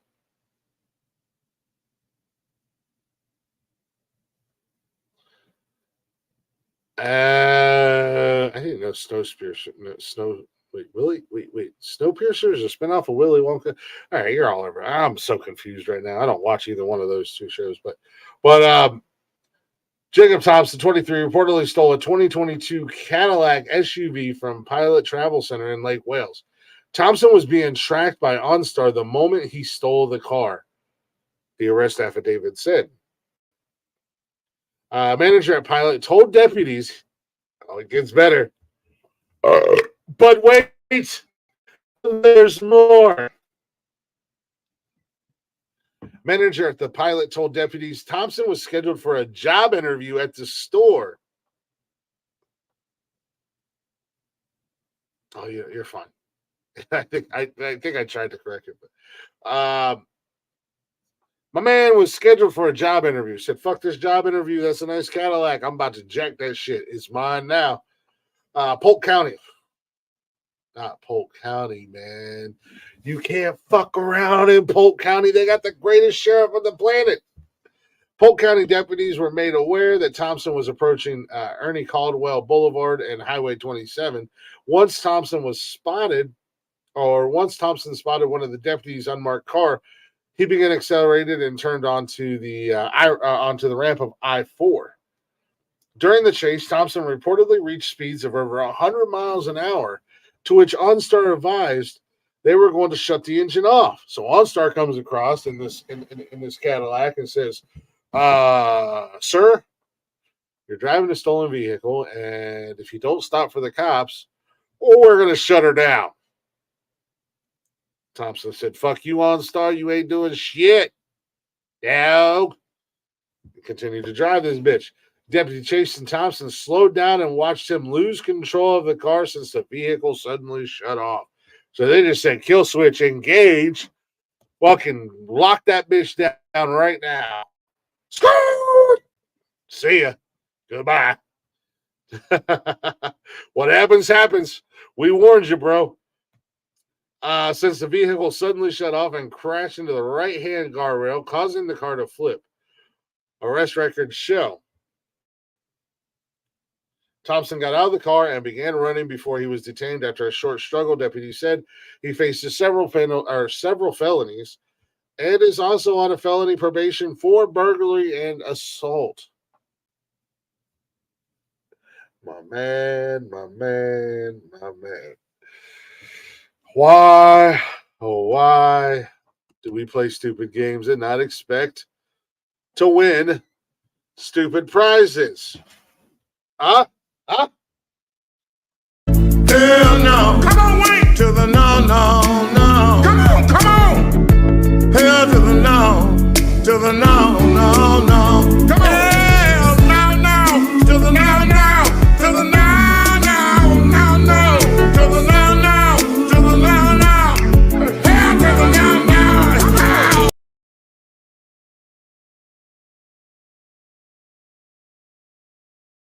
Hail to the now. To the now.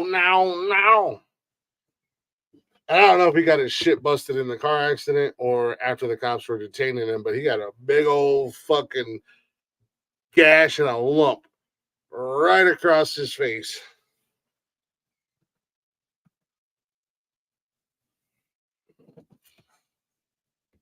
Oh, man.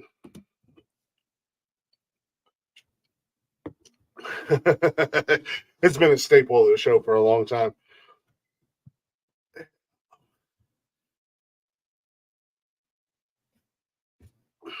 You know, I don't understand. Like, you're already on probation for burglary and assault. And now you're going to add Grand Theft Auto, fleeing, God knows what else he's going to get fucking hit with at the end of the day. Let's be honest.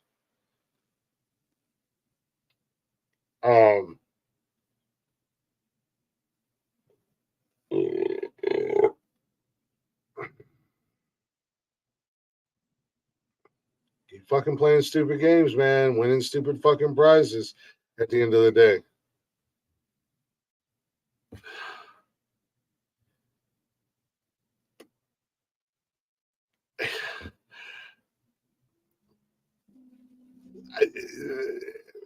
This is the reason why, and I know a lot of people have a problem with it and they don't like it. And I don't even know if it's still a thing or not.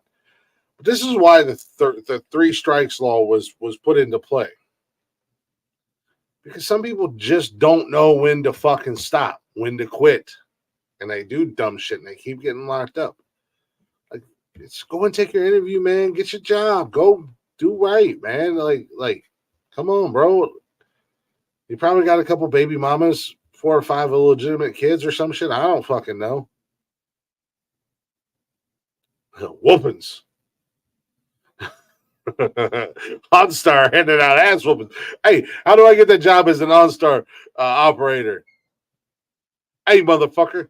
You know this ain't your shit. If you don't stop right now, I'm going to stop your ass. 3, 2, bang. Have a nice day. Thank you for using OnStar. Okay, look at OnStar ain't playing.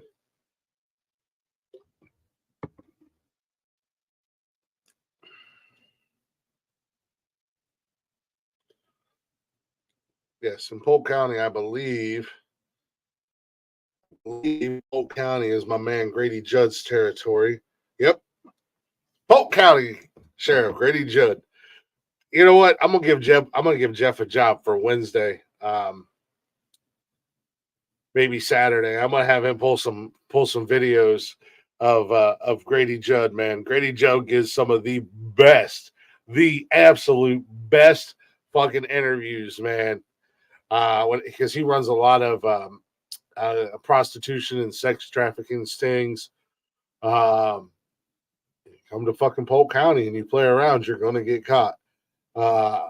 There was a sheriff's deputy, I believe, or a police officer that was gunned down.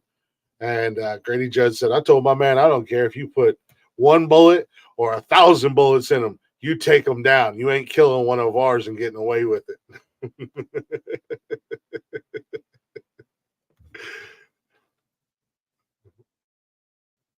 Fuck you, Florida. Florida.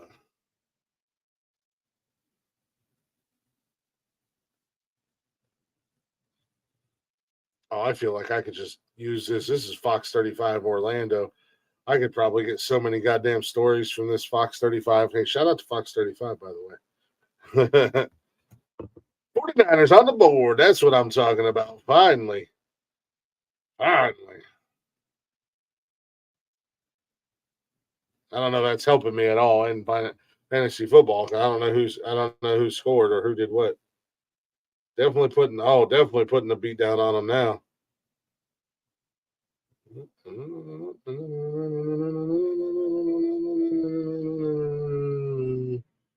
Got that win locked in there. Here we go, baby. Coming back.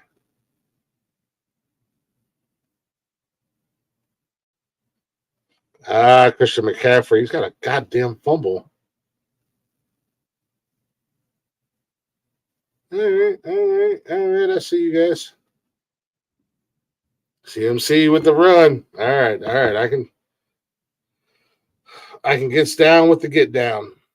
Yeah, no. I think, and that's one of those great things about OnStar. Now I don't have OnStar in my vehicle, but if my vehicle is stolen and the cops have, I don't have it turned on, but it's accessible to where they could track it at the end of the day.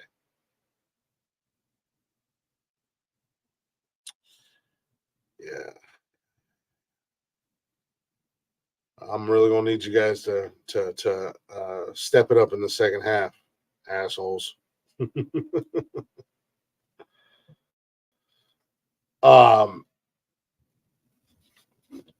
Like I said, I just want to have that OnStar job, man. Like this is what I get to do all day. I get to shut down car thieves.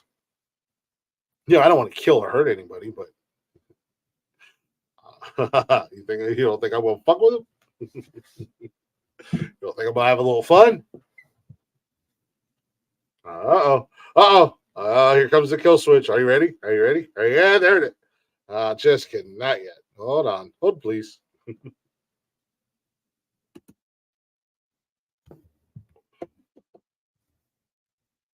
But anywho, I got one more story here coming out of Florida. And the Floridians. Coming out of Miami. Now, we all grew up watching Winnie the Pooh, reading Winnie the Pooh.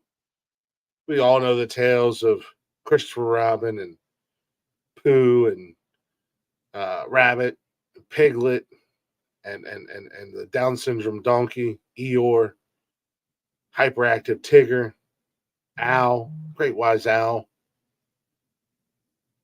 Yeah, but recently, a new Winnie the Pooh movie came out. Winnie the Pooh, Blood and Honey.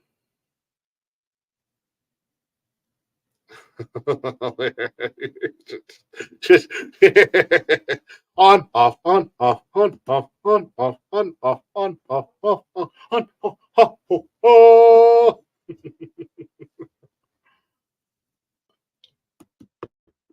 Nice. Is it on? Is it off? Is it on? Is it off? Is it on? Is it off? Is it on? Is it off? But anywho, as I was saying, we can always go back to the OnStar thing as well. So copyrights only last like every. I think they last for 100 years, and then once the copyright is up, they become public domain. Now, a lot of these classics,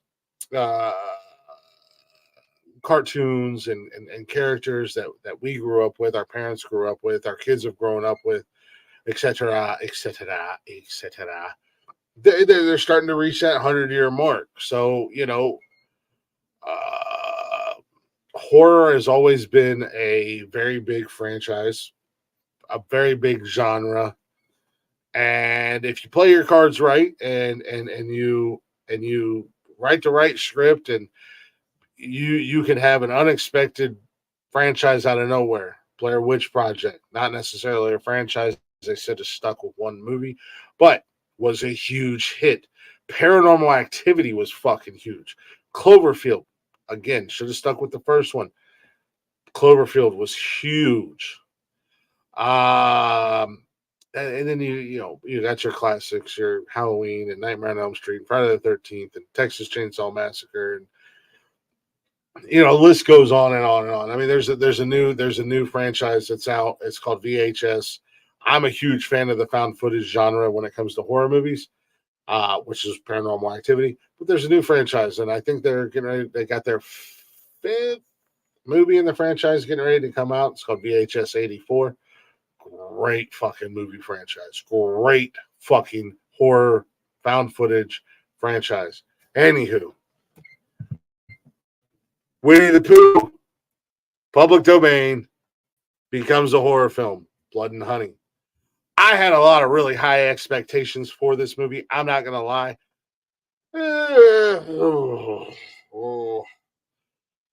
Fiance, she hated it. I liked it to a certain degree, but I expected so much more out of it. Anyways, down in Miami, Florida, this floor idiot, Miami teacher showed Winnie the Pooh, Blood and Honey to her 4th grade class. This irritates me.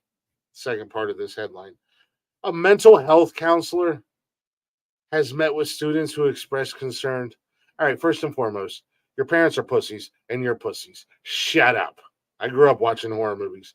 All my friends grew up watching horror movies. My kids have grown up watching horror movies.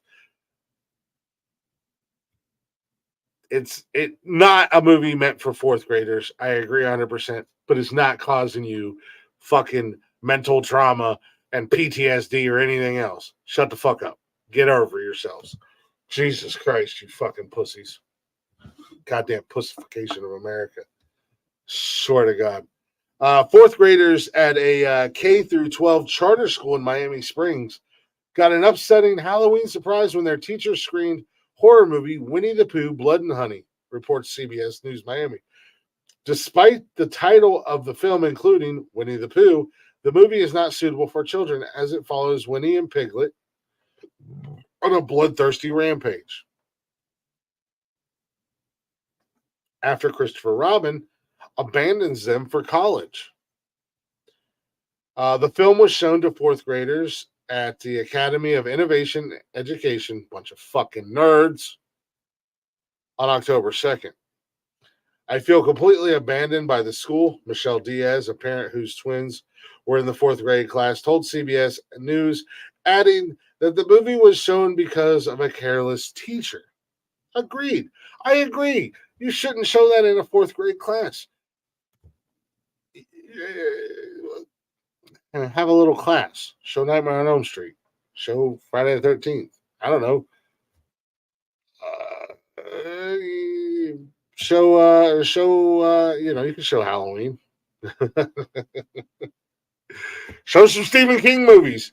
Any of these movies would be better than Winnie the Pooh, Blood and Honey. What? Not because it's scary, because it's really not that scary, but it's very graphic. Unfortunately, that's the world that we live in with horror films now. The new horror films believe the gorier it is, the better it is, which is not true.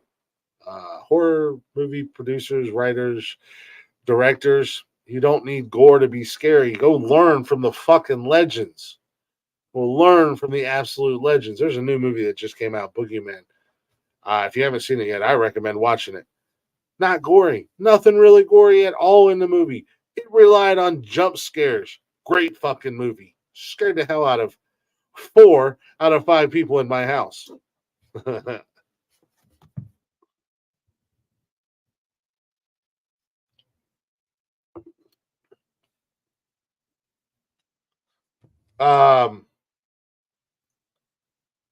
But yeah, so according to Diaz, the film played for 20 or 30 minutes. They definitely got into it at 20 to 30 minutes. Before the teacher shut it off, she said the students were allowed to pick a movie to watch, and so the students selected the movie. Still, bad call on the teacher, but her kids picked the movie. But it's not for them to decide what they want. It's up to the professor to look at the content. Little Johnny's a good kid. Little Johnny's a good boy. Little Johnny would never cut the head off of a fucking cat. Fast forward 15 years later, little Johnny's got 14 prostitutes buried in his basement. I don't know where that came from. Sorry. He didn't stop the movie, even though the kids were saying, hey, stop this movie. We don't want to watch this. Diaz added, and because we all know kids are so honest and truthful and whatnot. Miss Vera Hirsch, the head of the school, sent the following statement to CBS News. The Academy for Innovation Education has become aware that a segment of a horror movie was shown to our fourth graders that was not suitable for the age group. Our administration have promptly addressed this issue directly with the teacher and has taken the appropriate action to ensure the safety and well-being of our students. We are actively monitoring the students, and our mental health counselor and principal have already met with those students who have expressed concerns. Hirsch's statement added, Winnie the Pooh Blood and Honey was released without a rating, which could explain how the film ended up as an option for the fourth graders to watch. The film's director, Ray Waterfield, revealed in an interview with Variety last year that he shot the project in only 10 days. Near the Ashdown Forest in English, the inspiration for the 100 Acres Woods, as depicted in the original Winnie the Pooh. The characters entered the public domain last year to avoid copyright issues with Disney, which owns the interpretations of the characters as seen in various films. Television shows certain elements were changed, including swapping a Pooh Bear's red shirt for a lumberjack gear and omitted characters like Tigger, who are still under copyright. So we're supposed to get a sequel to Winnie the Pooh.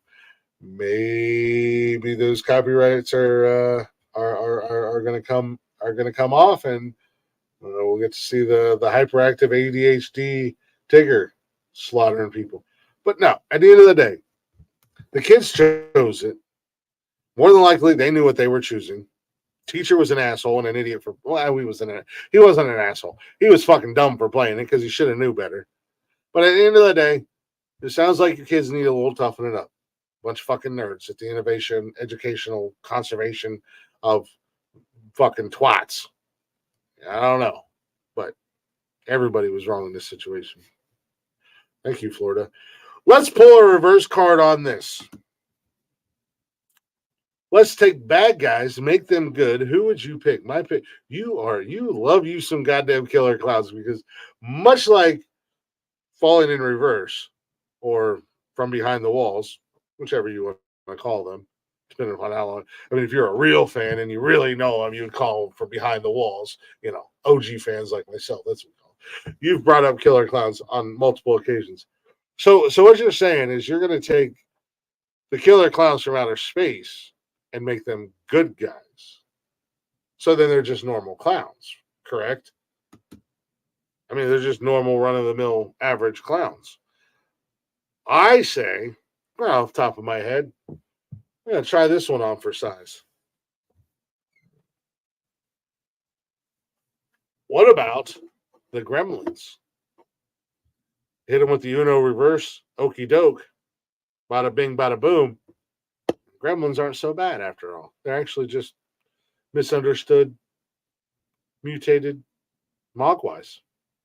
And everybody loves them. And then everybody gets to adopt them and take them home, and they're great pets.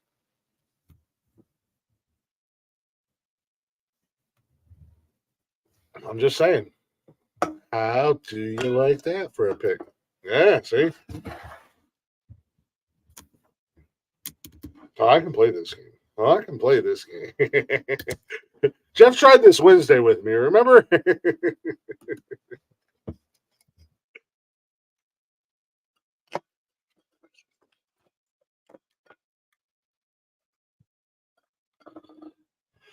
Let's say you take. I don't want to pull the obviouses. I mean, come on. Oh, make Freddy a good guy, and he's actually a. a dream fairy and not a dream killer. Let's take Jason, and he protects the camp and the camp counselors. Michael Myers didn't kill his sister. I don't know. I don't really know where to go with Michael Myers, but Leatherface wasn't a crazy inbred cannibal. He was just a butcher. I mean, Candyman, I don't think he was necessarily a bad guy. If you look at the backstory to Candyman, I think it's. I don't think I would label him a bad guy. It's a revenge story, man. It was. Plus, he only got one movie.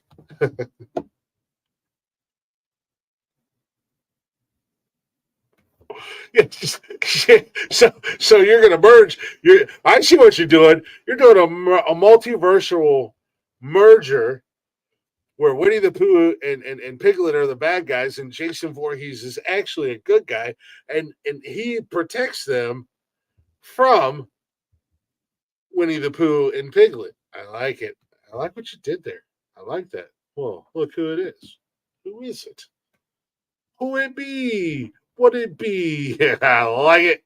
I like the twist, and it's a collaboration, man. I like the, yeah, man. Double universal bing bong. Well, look who it is. What you doing?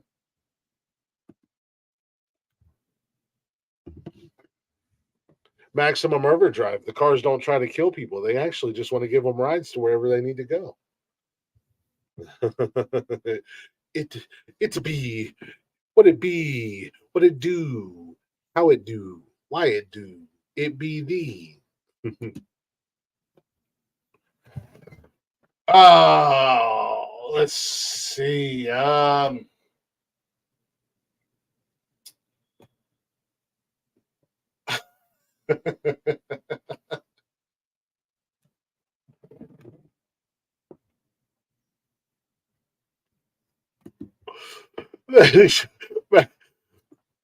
Oh yeah, if Jason protected the counselors and the camp kids from Winnie the Pooh and Piglet and friends, I'm in. I'm all in. He calls for backup. He's got Freddy Krueger that comes and helps him. What up, Jeeves? What it do, man? It's stupid o'clock here. Yeah, I don't know how you do it because you don't fucking sleep at all, girl.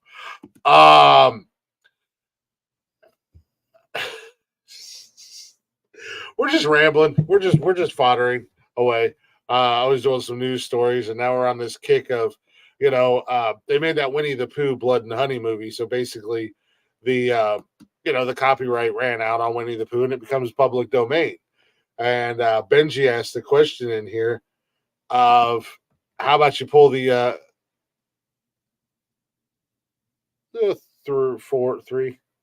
four. I'm on my fifth one.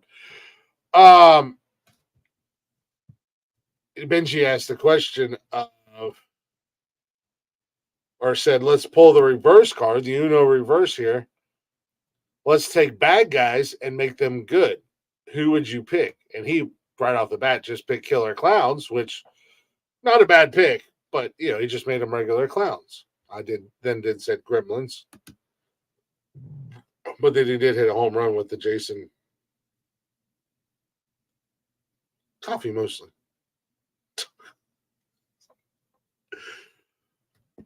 Oh, well, I used to be there. I used to function quite nicely. So now we're thinking of bad guys in movies and hitting them with the old reverse-a-roo and making them to be bad, or make them be good guys.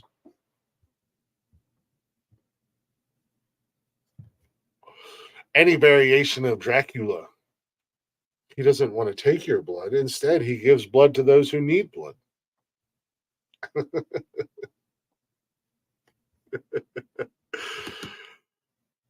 Coffee's fucking disgusting. I couldn't drink it, so. But that's why we got Dubby Energy. I think I've recovered quite nicely tonight, Benji. You've been here throughout the whole show. You You can tell me whether I did or not, but I think I recovered quite nicely from my technical difficulties earlier. I felt like I was doing a music show for a minute. I like drinking blood instead. Whoa. So am I trying to chase down Dracula instead? I want to suck your blood, Dracula. Why are all these damn humans chasing me trying to suck my blood? That sounded borderline racist.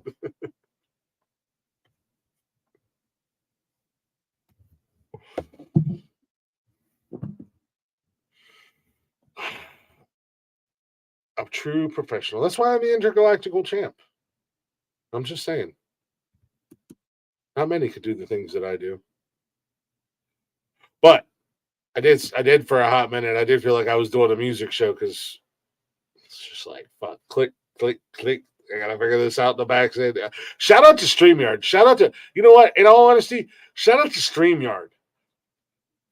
Even though I was having technical difficulties on my end, I didn't lose my stream. The stream stayed live, and I was able to keep dropping music until I got my end fixed. Big shout out to fucking StreamYard tonight. And we don't ever give StreamYard enough love on this show. Big shout out. Click clack. Click clack, click clack. Click clack. Click clock, tick tock, on the clock. I'm a poet. I didn't even know it. These rhymes should be a crime. Or crimes. Shit, fuck. Shit, fuck. God. Oh, I was having internet issues when I took my first break. It wasn't coming back. My feed wasn't coming back up, but I was able to play music, so got back to back Matt James music. What about the crack?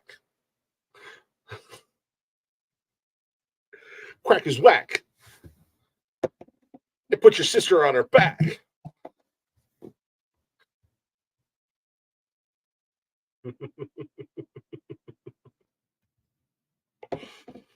Well, I think the biggest problem was, the kids are home tonight. Everybody's home. Everybody's on their, got their phones and everything hooked up. TV upstairs. My son was playing. My son was playing Xbox.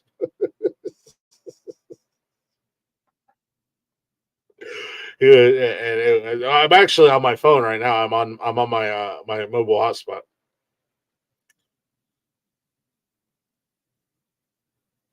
How do you know? First and foremost, Jeeves, you watch your fucking whore mouth. Second of all, how do you know Jeeves doesn't want my crack? Maybe he does. Don't you speak for him, ma'am. You speak for Jeeves. Maybe he wants to be my little crack buddy. Little tiny crack guy.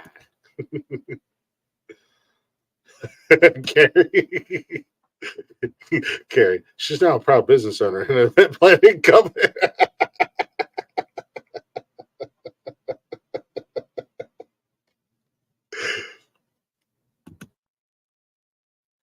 Cujo is now a service dog. No, Jeeves, you are in dangerous territory, my friend. What the heck you got on, man? You all comfy and shit.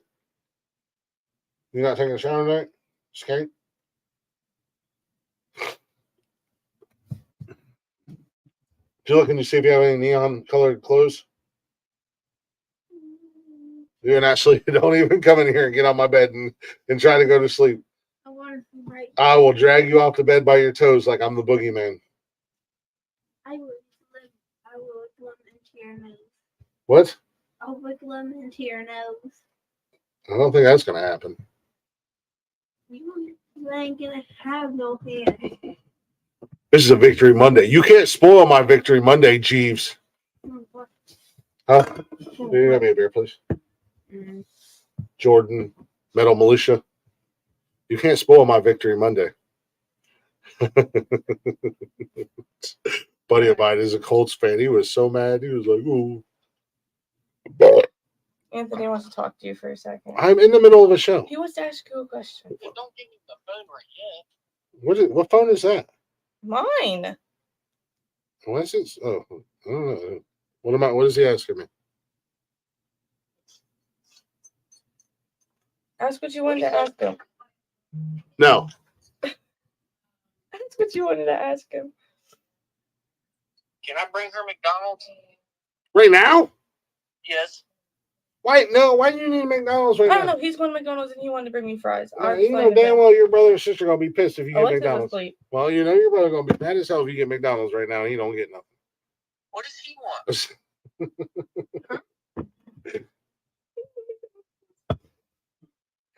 I don't care.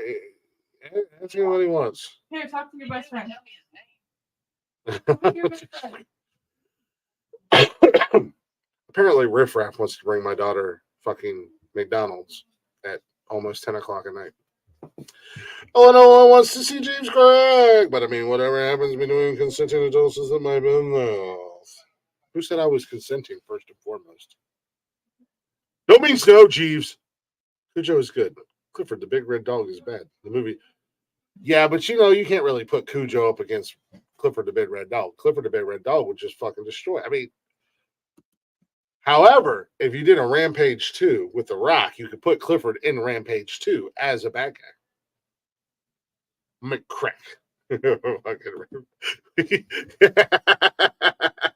I don't know if I told you guys this Saturday. Saturday was so crazy. Oh my god, Saturday was fucking insane. Oh my god. So Friday night we went to Jason Aldean. I did tell you guys about that. David and Goliath. My man, I'll leave it. But we were telling the kids' godparents. All three of my kids have the same godparents. And they were at the Jason Aldean concert too. And we met up and had a couple drinks before the show and whatnot. And we were telling them about her new boyfriend.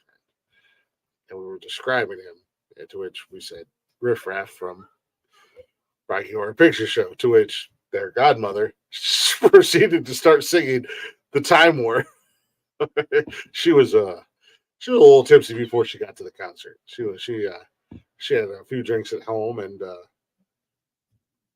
allegedly had she wasn't driving, but she allegedly had a couple of road pops, road sodas, if you will. Well, you got in an 8-hour show, 8 hours and 4 minutes to be exact. And I said at the beginning of the show, thank you guys who came on. That was awesome. Did not expect the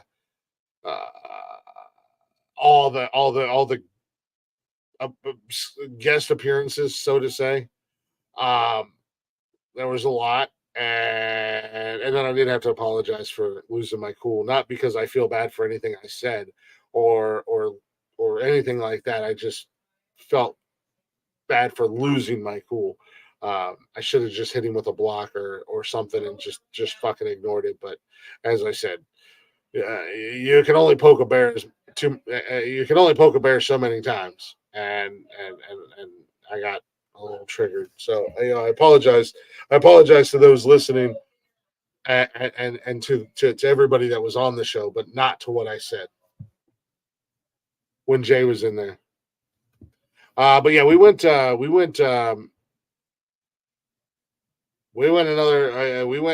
full on 8 hours and like 5 minutes.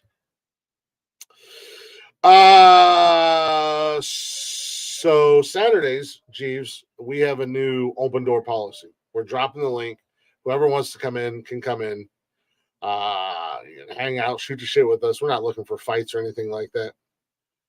But you know, if you want to come in and hang out and be cool, then everybody's welcome. So Leggy came in, Tony came in, to which Benji, you weren't the only one who made the statement of it being odd or awkward when he did. I got that a couple people. Brian came in, I believe. Of course, Jeff was there, and everybody kind of filtered out. And last Wednesday, we were doing a show, and this guy came in and called me anti-Semitic or some other goofy shit. And to which normally I would have just let that stuff go and I would have let it slide. But then I went and looked at his page and he had an actual YouTube channel. And what? Can Nancy come in? Nancy, whatever his name is, can come in the house? I don't guess. I don't care. He said yes. You don't care. I went to his YouTube channel. He's got like 15,000 followers. And I commented. Not the nicest comments, let's be honest. We had a little bit of back and forth. But I flat out told him, come on the show Saturday. Well, he wound up coming on the show. Kind of as everybody was dwindling down. I think everybody had left and he popped up. It was just Jeff and I, and he popped up, and actually him and I had some not a bad conversation. I probably sounded like an asshole. I was feeling pretty good. But we were talking religion and stuff like that. Wound up being a pretty cool kid. We followed each other. He's like, I'll help support the show and stuff like that. And I told him, I said, you're more than welcome to come back on again. I said, but if you come back on again, we're not having the weird religion conversation. It's literally just going to be hanging out and shooting the shit like we normally do.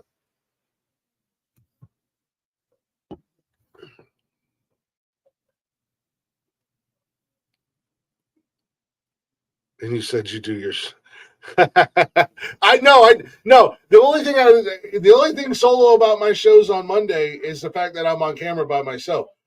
Benji, you've been great since you started following the show. I look forward to you being in the Chatters box. But when the Chatters box is going and you guys are lively, you guys help push the show, man.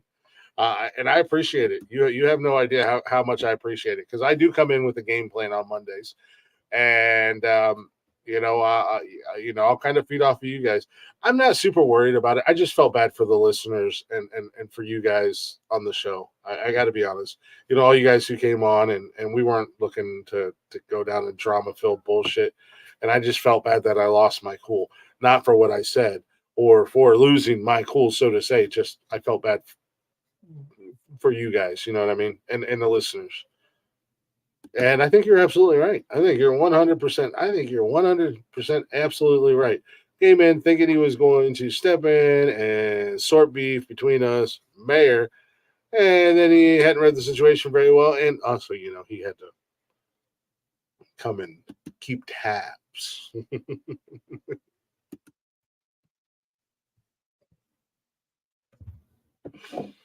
Thank you, Jeeves. That's one of my many Cleveland Browns shirts. Superman with the Cleveland Browns logo. I actually have two of these. I don't know how I ended up with two of them, but the lady who made it sent it, and then like 2 weeks later, another one showed up. And I was like, "Yo, you sent me two," and she's like, "That's all right, don't worry about it. Just keep it. I ordered it off of Etsy like 8 or 9 years ago. But it is one of my favorite shirts that I have. So I'm glad I have two of them. Thank you, Benji. That means a lot, man. I like hearing reviews and stuff like that, what people think of the show, and good, bad, or indifferent. Well, I agree. J Money absolutely fucked the chat up. It wasn't cool. But that's what I said. He's an ass face, and he just wants to cause drama and stir drama. But if you get him one-on-one, he's actually a pretty good dude, and that's why I made the comment. If I ever do meet him, the first thing I do is hit him as hard as I can right in his fucking jaw. And then after that, we'll go on about our business and drink or eat or whatever. But he's so invested and so preoccupied with creating or being in the middle of drama that's all he knows and all he does. He can't have a serious conversation anymore without running somebody into the ground and treating them like shit. And that's what I apologize for, because I know better, and he got the best of me and kind of made me fly off the handle a little bit. Was that what you were yelling about? Huh? Is that what I heard you yelling about? Who? You. No, that was Saturday night. Oh. Oh no, I wasn't yelling. Yeah, Tony with a serious face and not talking. It's just Tony. Like I said, he's preoccupied. He's watching Star Trek for the 400th time, entertaining other people. I don't know what. It was a weird Saturday night, that's for sure. But nonetheless, Nikki. What? You know what you should do for my 19th birthday? What? We should have like a. not at all. Dad, And that's why What? they made it. what is We should do M-O-T-T? We all have to like Huh? What does dress, like M-O-T-T-O spell? Motto. nice. You know, like decent. Motto. You know. Okay. Like What's I that did like mean? a 19th birthday That's dress. like, 19th birthday dress. like words are hard is one of our mottos. Maybe just throw it Type in. deal. In South Carolina, it realize means that's Oh yeah, just it a few is months like before your I- graduation I party. Right? breathe, I hope. I think it's something like that. it's the Palmetto Do State. it together. We can make the I will graduation cut- party a fancy party. We could make it like black tie affair. Make it black and white party. Give me 1 second. I'll be right back.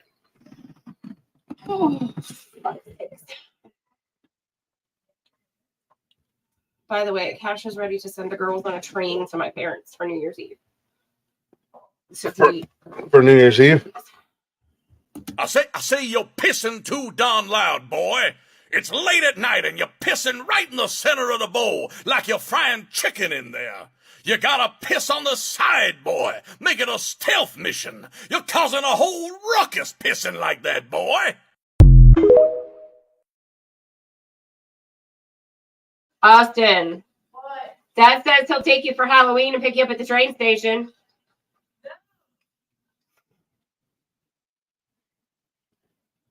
I'm gonna tell you right now. I'm going nowhere on a train. He sent me this. All right, sorry about that. Sorry about that. You heard what Foghorn Langhorn said. I had to go do some recycling. But Yeah.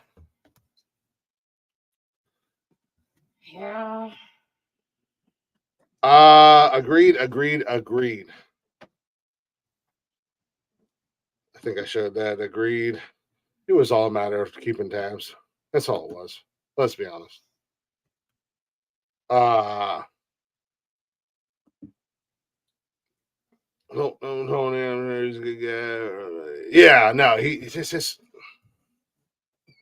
yeah, and the timing was just so perfect, and I, they were probably together and came over together, and the only difference is Jay's too chicken shit to actually come on camera.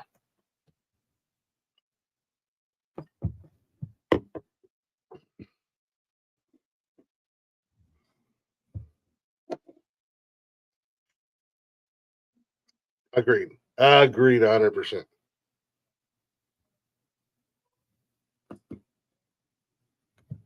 And that's what I said. I was trying to do a timeout. I was trying to block him. I know he was on Twitch or something, but my Twitch wasn't working on my phone. I was trying to just ignore it and just.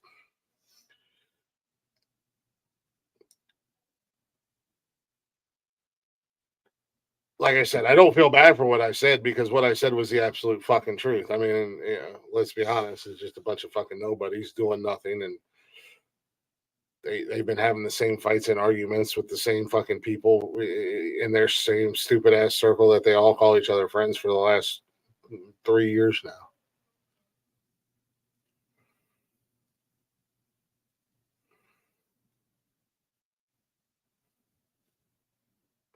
I had no idea.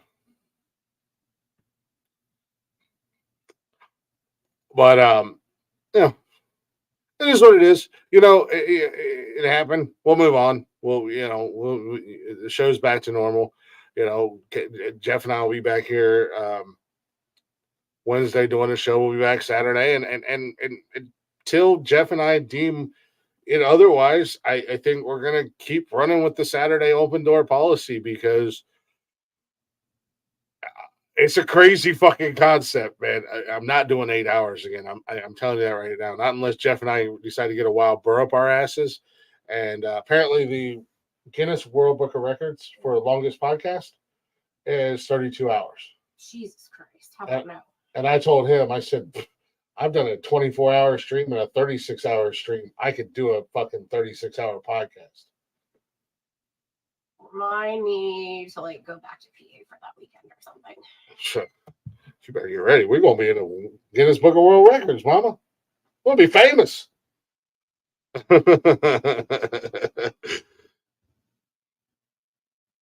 No, I don't. No, I don't apologize for what I said. I just apologize to the listeners and everybody that was in there with us.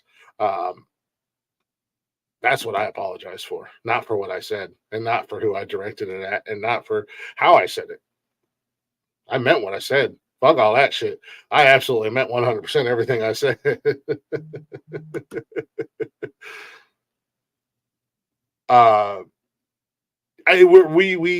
Benji, we all are missing something. None of us really know.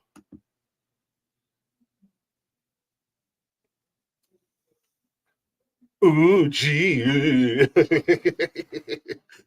We know, Jeeves. We get it. You're super famous, and you know super famous people. I'm just kidding.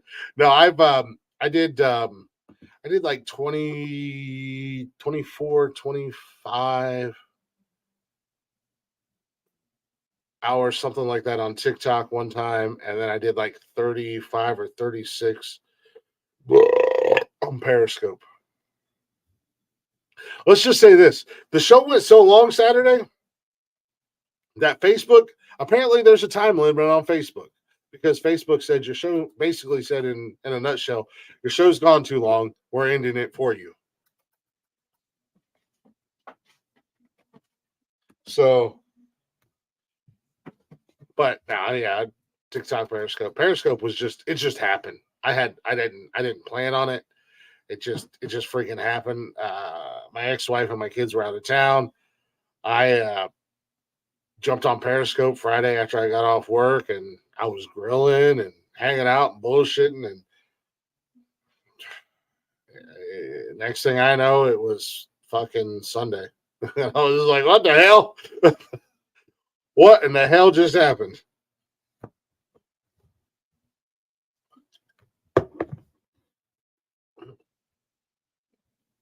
He's just an asshole. He's just an asshole. Jay's just an asshole.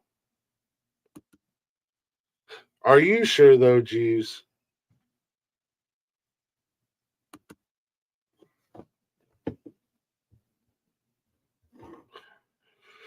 Yeah, and that's what I said. If he pops up again, it's just gonna be a quick block and done. Like old boy from NBA. What was his name? Mutombo or whatever. No. Mutombo. Yeah. Thank you. Nice. Nikki's got my back. No. Not in my house. Black. Oh yeah, my Saturdays were always 8, 10, 12 hours. Or well, if the kid like typically my Saturday nights went like 8, 9 hours, but that was streaming on Periscope. If the kids weren't around, it would go longer. And then when I first came back home on my weekends when I didn't have the kids, I would typically get on TikTok like 4, 5, 6 o'clock in the evening, whatever, and then go until 4, 5, 6, 7, 8 in the morning.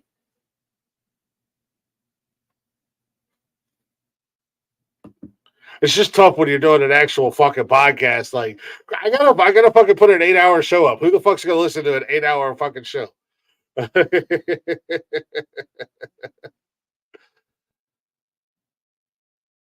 Oh shit! Yeah, well, be careful, Jeeves, because you'll get blocked. Apparently, a 14-year-old can be naked and doing cocaine off of a dog's pecker. But if I'm on there doing something like this, I get banned every time I go on there.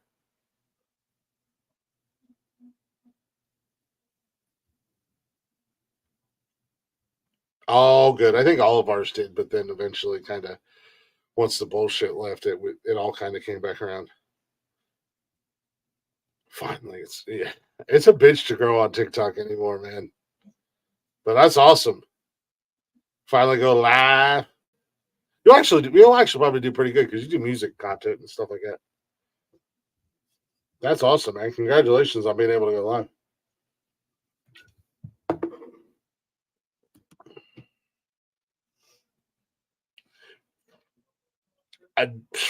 You're talking to the king of delusion because there's been Friday nights where Nikki and I have gone live on TikTok, or Saturday nights. I get done doing the show and she gets home from work and we go live on TikTok, and shit. Fucking Saturday, we didn't even go live on TikTok, and we were sitting on the couch and realized it was what, like 5 something? Well, yeah. But you didn't get home until 4.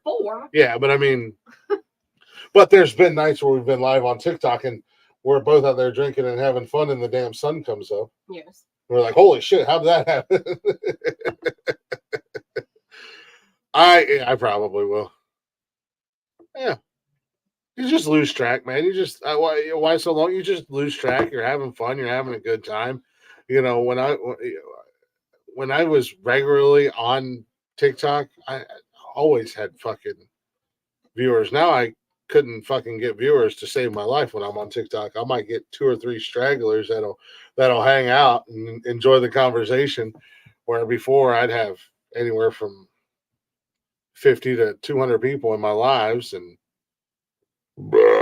I ain't too worried about it. I'll put it up in one spot, or in one lump sum.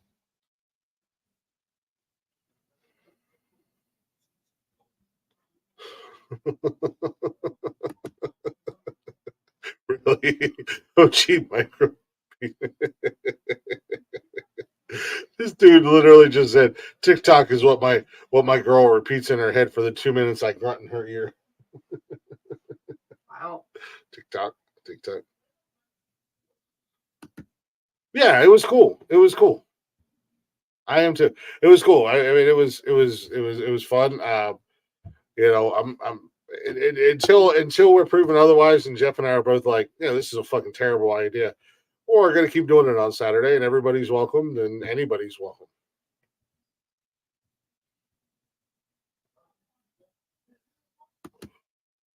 TikTok Live.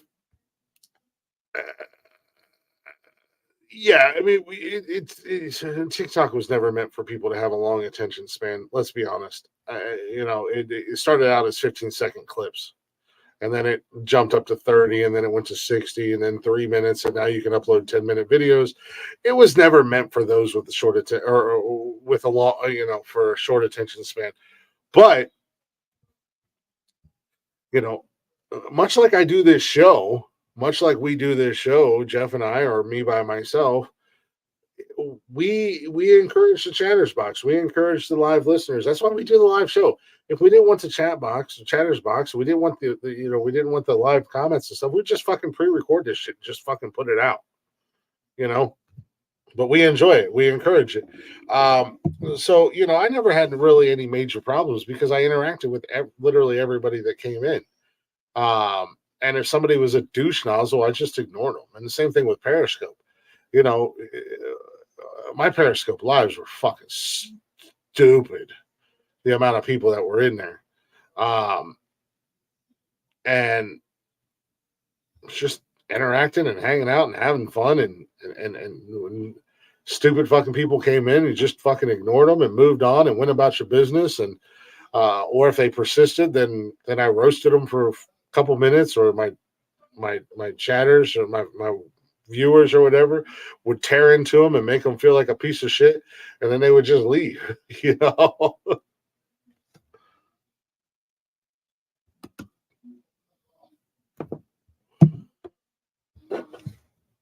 Let's see if I come in good weather here. I sit outside. Hey, man, hell yeah! If I wasn't sick this weekend, I wanted to get a cigar, but I was sick this weekend and I just didn't want to. So I'm hoping maybe Saturday I can get another one. I'm actually looking. I want to get. But yeah, dude, I told you a long time ago, man. You're welcome. I would love to have you on here. You're welcome anytime. I have been trying since the start of this goddamn show to get Golf Hawk on the stream. He will not do it.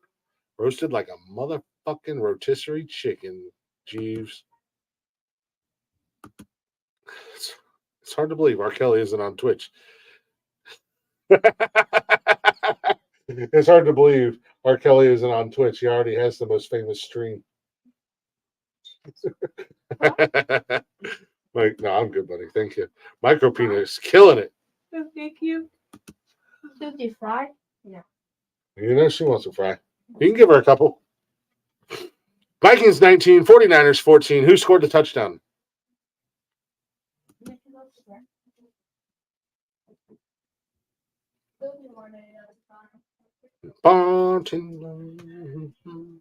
No, yeah, we tried to get Golf Hawk on. Golf Hawk is great, but sometimes I feel like Golf Hawk is kind of borderline boycotting us as well.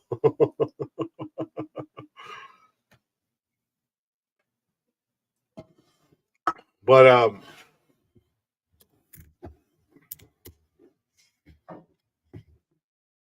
yeah, like I said, until Jeff and I are like, yeah, we probably shouldn't do this anymore. We're gonna keep it going. Noise CMC in the end zone. Probably not helping me though.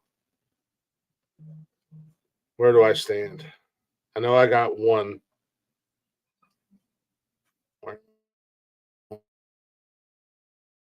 Addison is. Yeah, Addison's got fucking almost 30 points. I mean, I'm down 33. Like, breaks his leg, and then all of a sudden the guys go off. But I do have 50 some odd points between Purdy, McCaffrey, and Ayuk. Kittle's got me an extra almost 8 points. Yeah, we all have. We've been trying. Trust me, we've been trying to get Golf Hawk on the air from Jump Street. So just do the one-liners on the show, man. That's okay. Bro, I'm gonna fuck up the flow. Yeah, I don't know if you listen to talk radio or anything like that. You have like your host and your main co-host, and then they might have a like for instance, like I hate to use this reference because I hate this fucking ass clown, but Howard Stern was the host of the show and Robin Quivers was his co-host. But you had their other cast of characters that, yeah, you know, they'd be on the mic here and there more and more. But most of what they were known for was dropping the one-liners or the quick hits and hit and runs. But they were still there. They were a part of the show. You know, I listened to the Mike Calta show, and Mike and Galvin are the co-host, or Mike's the host, Galvin's the co-host. But then they've got Carmen, Pap, Spanish, and Geo. And yeah, I mean, they talk and they add, depending upon the topic and conversation. But for the most part, they're literally just there hanging out, listening, and then drop like random shit from time to time.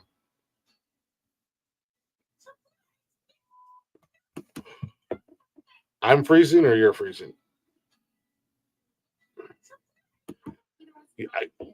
You know what? I've got to say that it outside of my outburst, I was struggling Saturday because I felt it. I felt it too, and that's the first time ever, and for the entirety of this show, that was the first time that I felt the flow just being 100% fucked. Night, buddy. Love you. I'll see you in the morning. Feed your fish if you haven't already. So yeah, that was the first time it's ever happened on this show because I've been able to save some shit. Oh, am I good now? I've been able to bring it off the rails, get it back on track. You know, a lot. But yeah, it was just going smooth,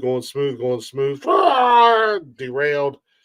and then it took a little bit longer than usual to bring it back on the track. Even Jeff felt it. I knew Jeff felt it when he was like, "Yeah, I'm just gonna go do it." When everybody started leaving, he just left. So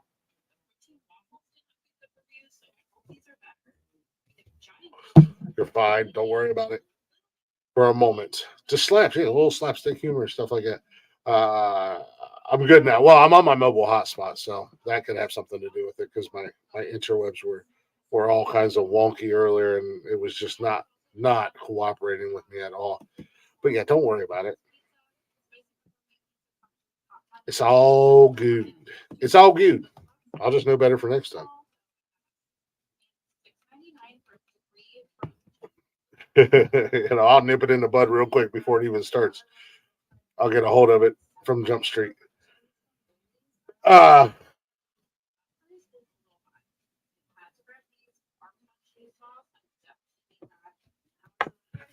good in the hood, said Jeeves. It's all good though. Like I said, don't worry about it. It is what it is. I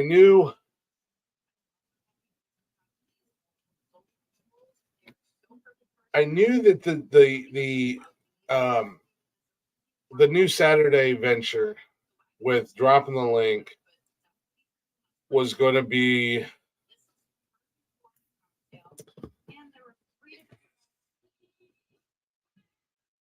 we were going to get a lot of unexpected, and I wasn't 100% ready for it, but now I think with the experience from last Saturday, now I know kind of where we stand, where we go. Don't let it deter you guys from coming in. I just need Jeff to be on the ball and working with me. If it's somebody comes in and they're bad and they got to be dropped, just dump them. No, don't say anything. Don't worry about it. Just fucking dump them. Especially if I give the signal. A little risky business. Yeah. I kind of felt like Tom Cruise in my underoos, singing old time rock and roll.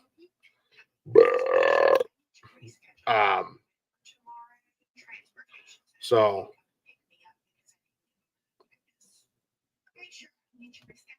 we'll do it like we've done everything on this show. We'll just trial and error.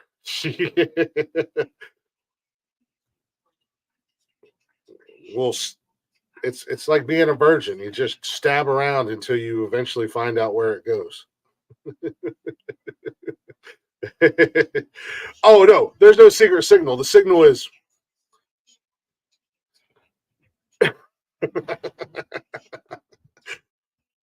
I have no problem being blunt. Clearly.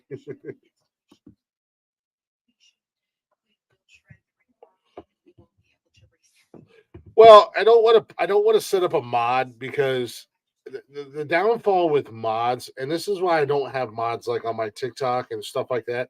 The downfall with mods is if very subtle, right? I believe in subtle hints, Fucking kill him, Jen. Because and in other apps and other platforms, people want to give all their friends fucking control of everything.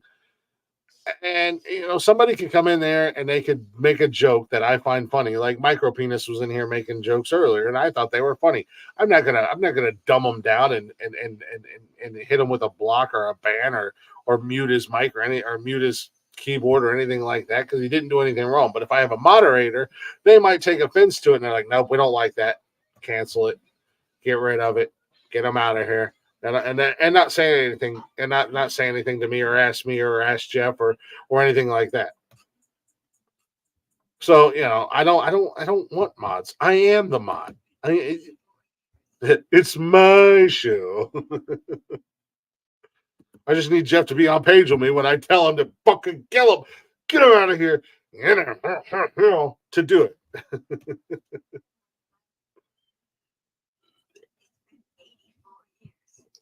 I agree with that 100%. See, yeah, same page.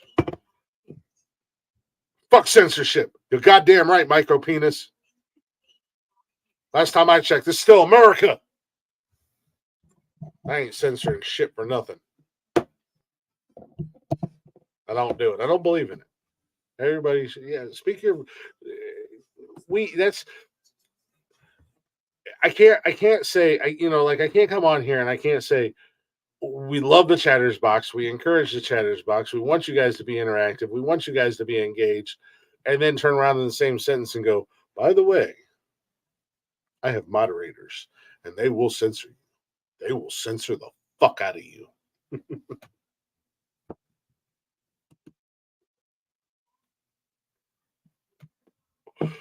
Exactly. A lot of people would have. Golf Hawk would have been. Mark would have been. Mark's been a friend of mine since fucking Periscope. Mark and I have been friends for 10 years, almost, or more than 10 years, or something like that. Mark would have been fucking banned. Brian would have been banned. Half the fucking people in our entire chatterbox would have been timed out, booted, banned, muted, blocked, everything else if I had moderators. Because they're just as bad as we are. And let's be honest.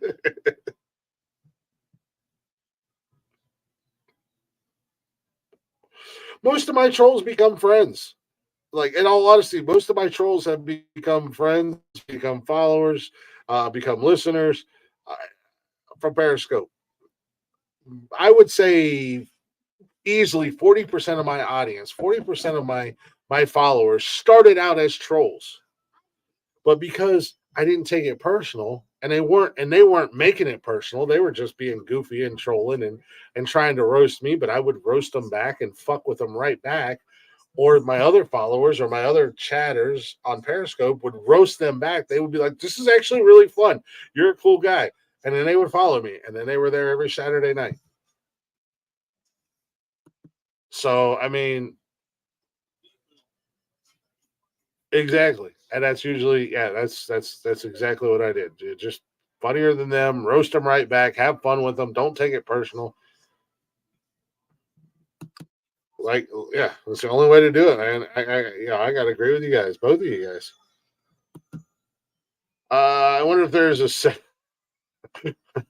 bro or sis. I don't know if you're a man or a woman. I've seen a lot of sex toys, but I don't think I would ever. I don't think a man or a woman ever wants to use a sex toy called a periscope.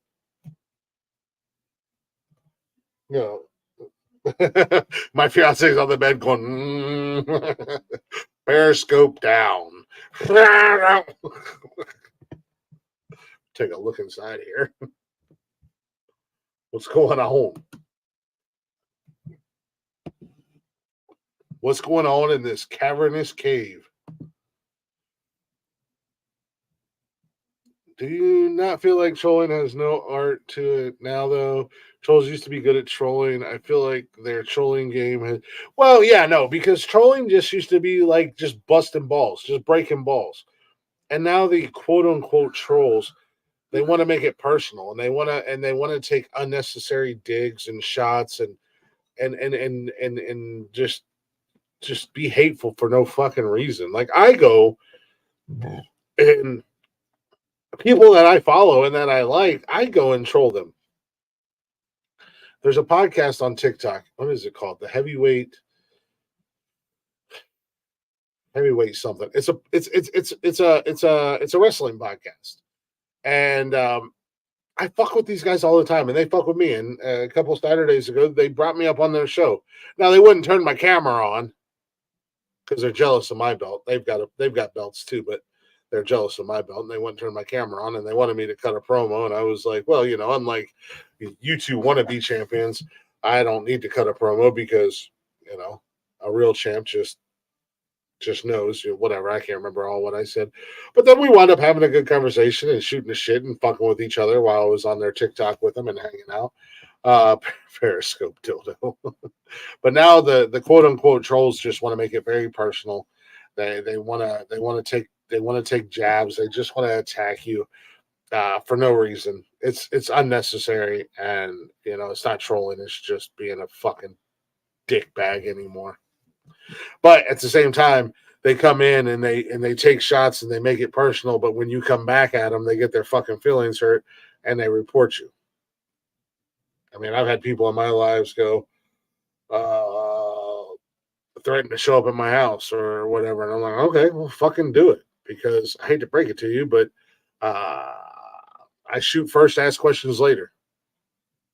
So at the end of the day, I'm too old to fucking fight. I'm too old to play stupid games. You show up at my house, you threaten me, you threaten my family. It's a stand your ground state. At that moment in time, you're a dead man walking. I hope you were right with Jeebus.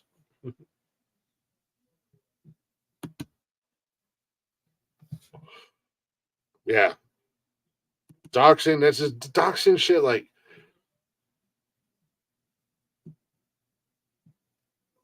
yeah. And I had, when I was on Periscope, I had a guy that used to listen to every Saturday night. And after like 6, 7, 8 months, we realized he literally lived on the other side of the pond. And he showed up one night with a 12-pack of beer. He's like, I don't want to be on the show. I just wanted to bring you a 12-pack of beer and say hi to you and meet you in person.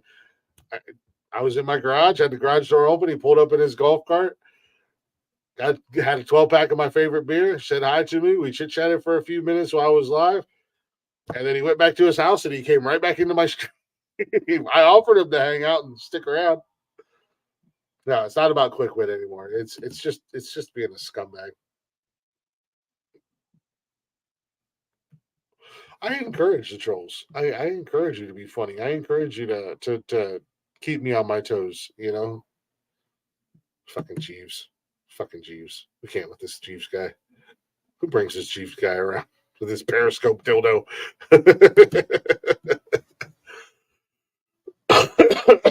Yeah, exactly. And that's a lot of what is on that other channel. Yep. 100%. This dude on Haps literally blocked me when I was new-ish to Haps, and we were just starting a podcast. I came in and I was like, "Yo, J Money, what's up? It's Click, dude." And he's like, "Oh man, what's going on, Click? Oh, I haven't seen you in forever." Blah blah blah. And he made a comment, and I was like, "Oh, you goofy Jew, shut up!" And he blocked me. Like, I Snapchatted him. I was like, "Did you really fucking block me, you goddamn pussy? You self-righteous piece of shit, because I called you a Jew? How many times have I called you a Jew since I've met you?" Because he was hanging out with Coachy and all them ass faces. And it was just like, you're out of your fucking mind, dude. You fucking putz. Don't hunt us with your Periscope dildo.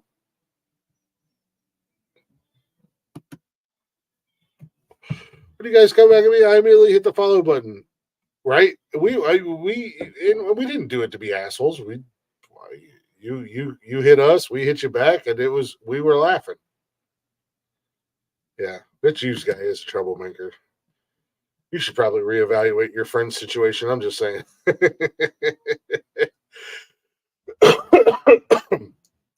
Good dude.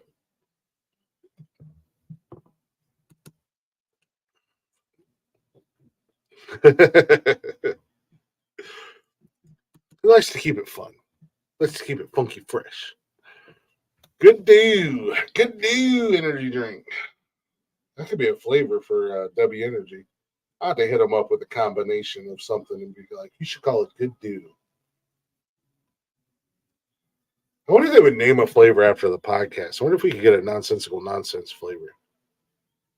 I bet we could if you people would actually go to W Energy and buy some stuff and use our promo code. Words are hard.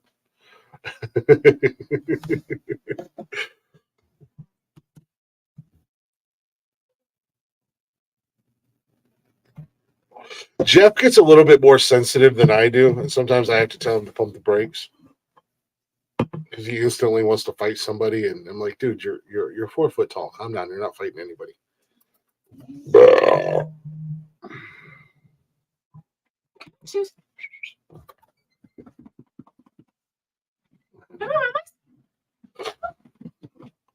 Go tell your kid to take you outside. Austin, will you take Zeus out? I reevaluate my friend situation when you hit what? I just don't have any friends, so I don't have to ever reevaluate my friend situation. All my friends are online. I have no friends in real life. All my friends are online. So if I just don't want to talk to you anymore, I just don't have to talk to you anymore. I'm a great ghost. I'm great at ghosting people. There's that little man syndrome of who we fighting? Says Jesus.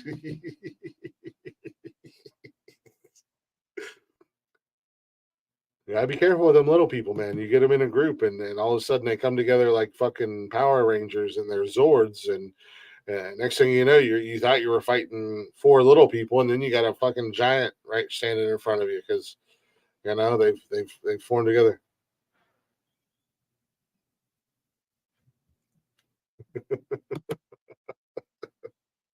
Tony can't drink anybody under the table. Hey, we've had that conversation on this show. He's like, I drink goddamn Crown Royal, and I'm like, yeah, but you have 2 drinks in your fucking shit face, bro. I know your Crown Royal is a much higher alcohol percentage than my beer, but it all evens out when I drink X amount of beers to. And he said multiple times, I can't drink beer because I get too drunk too fast. It's like, how do you not get drunk on Crown, but you get drunk after 3 beers? Shit don't make no sense. You ain't wrong, Jeeves. That's 100% of Jeff's quote. Who we fighting? I mean, he was gonna fight somebody Saturday night. I didn't tell him to calm down. He's like, "I'll fuck you up. Real life, we meet in person. I'll fuck you up. I'll beat your ass." I'm like, "Oh, calm down, bro. Like, it ain't that serious. I'm biting your ankles." Fucking chihuahuas. Bunch of fucking chihuahuas. Oh, Jeff. Again, lightweight to the absolute lightweight. Jeff knows he's a lightweight. He was just drinking and he was talking shit. Yeah, Jeff is an absolute lightweight. He had 6 beers Saturday night.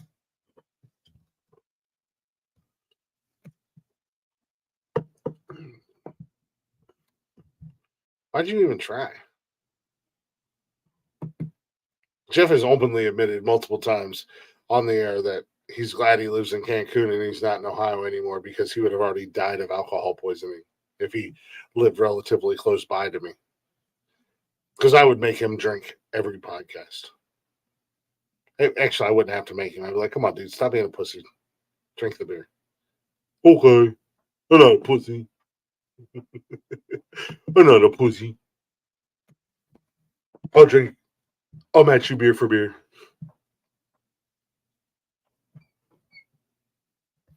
I'm too old for that fucking drinking games and out drinking somebody bullshit anyways.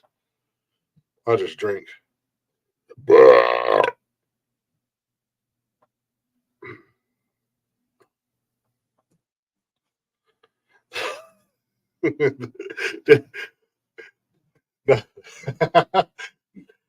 No suckies. Dos eques, no suckies. Well, it was funny because before we did the show, I was live on Twitch playing Call of Duty. I'm actually going to finish this beer here and wrap this show up. But I was live on Twitch playing Modern Warfare, and Benji was in there, and we were talking because Benji loves Jeff. And he was like, "We need like a chaos of Jeff, like just like Jeff in real life, this, that, and the other thing." I had no idea Jeff was planning on drinking Friday or Saturday night. I did not know until literally we started the show and he grabbed a beer and I was like, "Whoa, what's going on?" He was like, "I told you I had a surprise for you." and I was like, "Yep, this is going to be good." She took your last ass drink. That's fucking sad, dude. That's sad. You can't. Oh my God.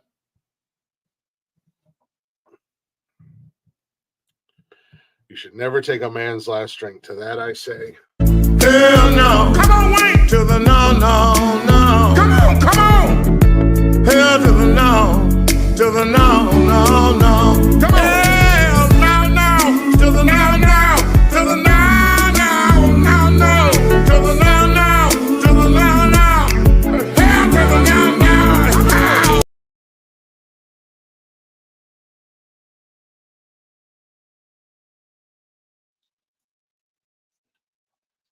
Hmm? Huh? So can you take 5 seconds to run into the kitchen for me? Random ear. Can you take 5 seconds to run into the kitchen for me For what? and grab me a block of my cheese off the top shelf? Blocking your cheese off the top shelf. Yeah. Hey man, just want to let you know that sometimes you gotta shut the fuck up. You gotta shut the fuck up. And this current time is just one of those times you gotta shut the fuck up. I don't think you're a bad person, I just don't want to hear you talking anymore. You gotta shut the fuck up.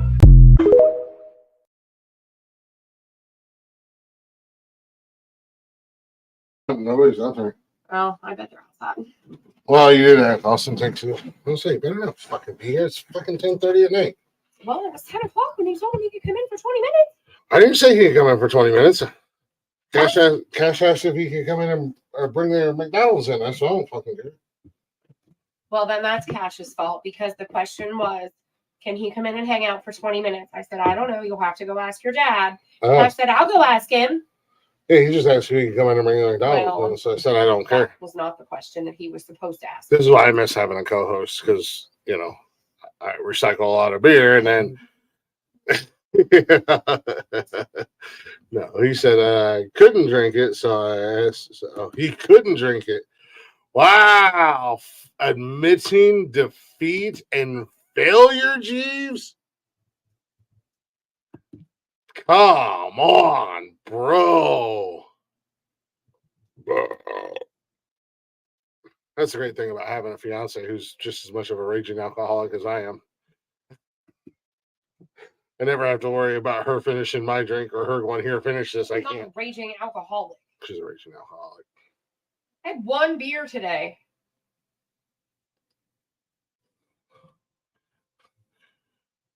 We're not raging alcoholics, but when we drink, we can handle a lot. Sorry that I drank like 30-some beers Friday night. Not me. Hey, I was still functioning. So we got back to the hotel. Oh, yeah, but that air conditioner said, lights, hey, I'm just saying, you weren't functioning either with your grumpy butt attitude. I didn't know that grumpy attitude. She's because I was just told you're gonna beat my ass at the end of the stream. I guess the stream isn't ending. No, she's not. I don't give two shits. I'm reading my Kindle and eating my cheese. She's got her. What is that? Wow. The cheese that they have at work for the cheese place, I found it. Oh, did you find the one that you like there? So what kind is it? Brown mustard and ale cheddar. Oh, she's got a block of cheese in her Kindle. She's happy. We don't have the typical boyfriend, girlfriend, fiance, like Fuck no, you don't. like we don't even really like we might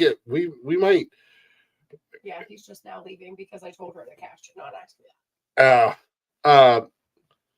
like I think I said this Saturday night or Wednesday night, I can't remember, but you know, I think I said it Saturday because the Sunday of the 49ers Brown game, last Sunday, not this Sunday, yesterday, but the Sunday before, my buddy is a big 49ers fan, and you know, obviously I'm a Browns fan, and it was his birthday too, and they had invited us over to go watch the game. Well, she didn't want to go because she on the weekends she works a lot of hours on the weekends, so Sundays on her day off, she's just fucking exhausted. She don't want to do shit except Put on pink. she don't want to put on pants. You know, yesterday she apologized for me for sleeping all day, and I was like, I don't care. You literally worked like 20 some odd hours in the last 2 days, 14 hours being Saturday night. But 14, 15 hours Saturday? 14 and a half. Yeah, almost 15. I was like, I don't care. I watched the Browns game and played on my phone, and then she was somewhat alive for the Steelers game. But I watched the Steelers game and played on my phone, and then she was kind of awake for a little bit while we ate during the Steelers game. And when the Steelers game was over, she was still out of it. And I asked her if she wanted to watch something. She said, not really. I think I want to go to sleep. And then I played fucking Xbox. I played Modern Warfare. And then I woke up again and we watched American Horror Story. And then we watched the challenge. And see my man Chris won. Challenge USA. Let's go. She got me hooked on this fucking challenge. I don't even watch reality television. I hate reality television. She got me hooked on the challenge. Oh, you know who I'd take over Jason Bateman and Ryan Reynolds? Chris. Uncle CT. Uncle CT. Uncle CT. Yeah, so Yeah, I would too. I will fight you for CT. Somewhat alive. Yeah, she's so, you know, like I didn't go over until like halftime because she was finally like, just get the hell out. And I rolled over and went back to sleep. I was like, but I felt bad because, you know, previous relationships, if I would have went and watched football at my friend's house and done nothing but watch football and have like 3 or 4 beers, you would have thought that I just left the house and had sex with 500 women and killed 17 puppies in the process. So, you know, I didn't want to.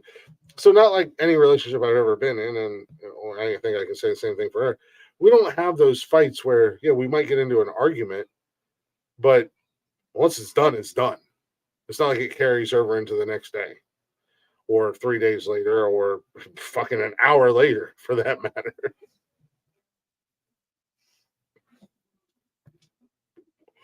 No, Sundays are our day. Typically we're just lazy sexist shit on Sunday. You know, she's alive. We watch movies all day long, and typically we get sushi on Sundays.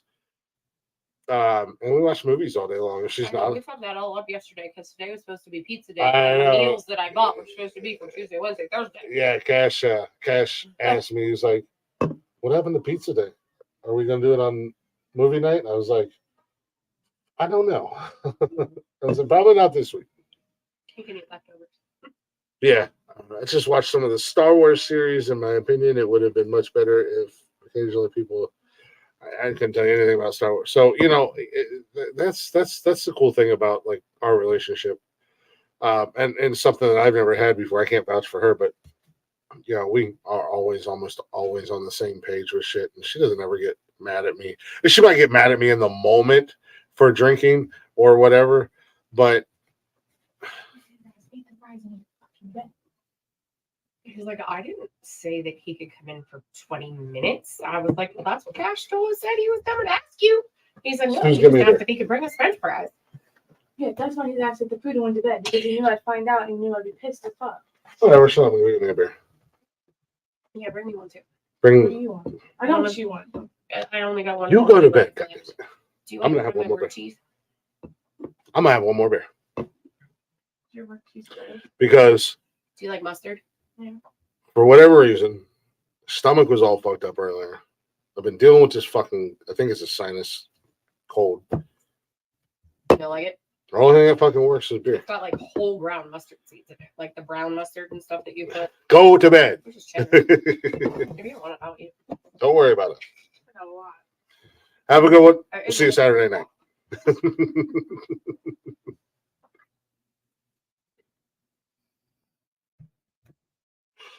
But no, that I am very, very grateful of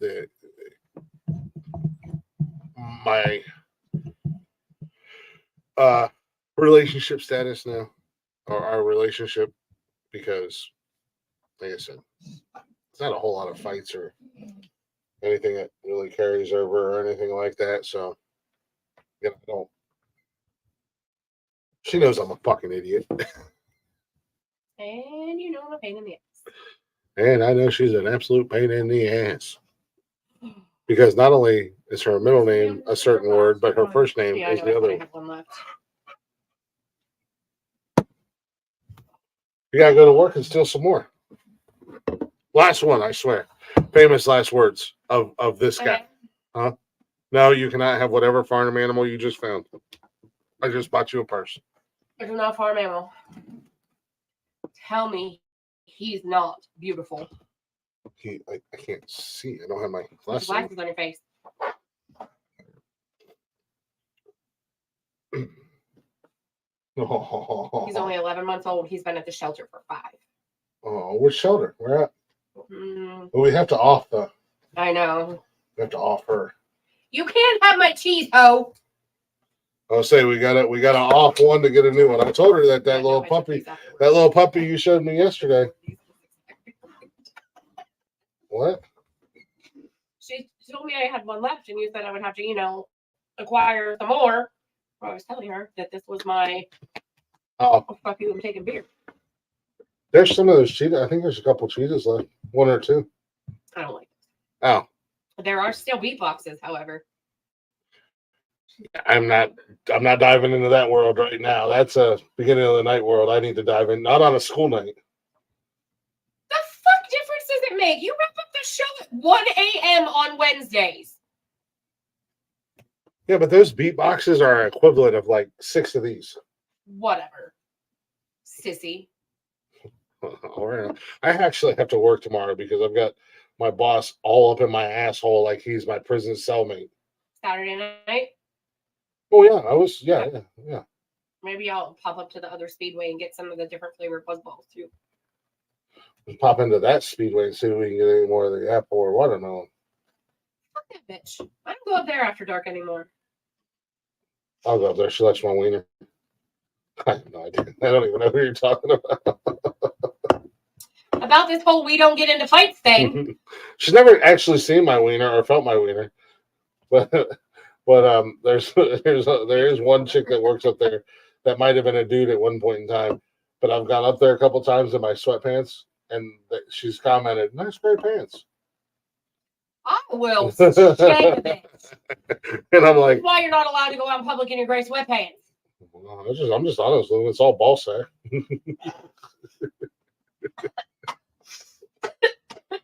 I fucking hate you. It's all nuts. Do your nuts hang low? Do they fall off too? Trick or treat. Can you throw them over your shoulder like a continental soldier? When we get back from trick or treat, whatever. When's trick or treat? Next Tuesday, Johnstown's trick or treat. I probably should wrap this show up. We are at almost 4 hours on a Monday. Don't come and have How the hell do I do a 4-hour show on a fucking Monday by myself? I blame you. I blame you people in the chatters box. You damn degenerates. Heathen ass mofos.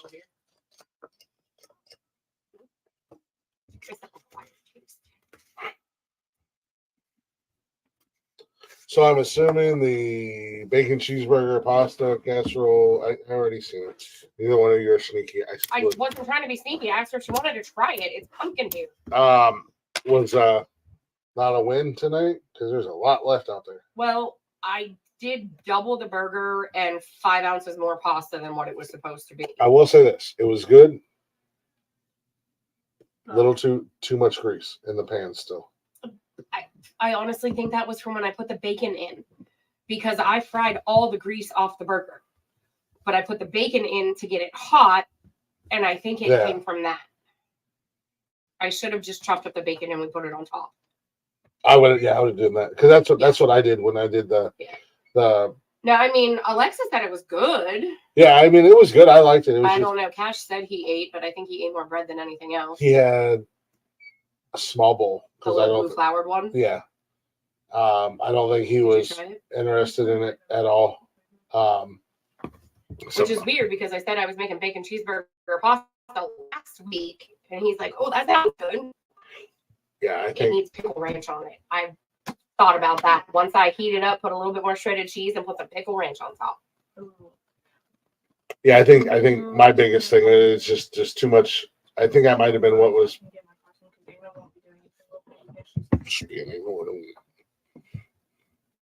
Deep.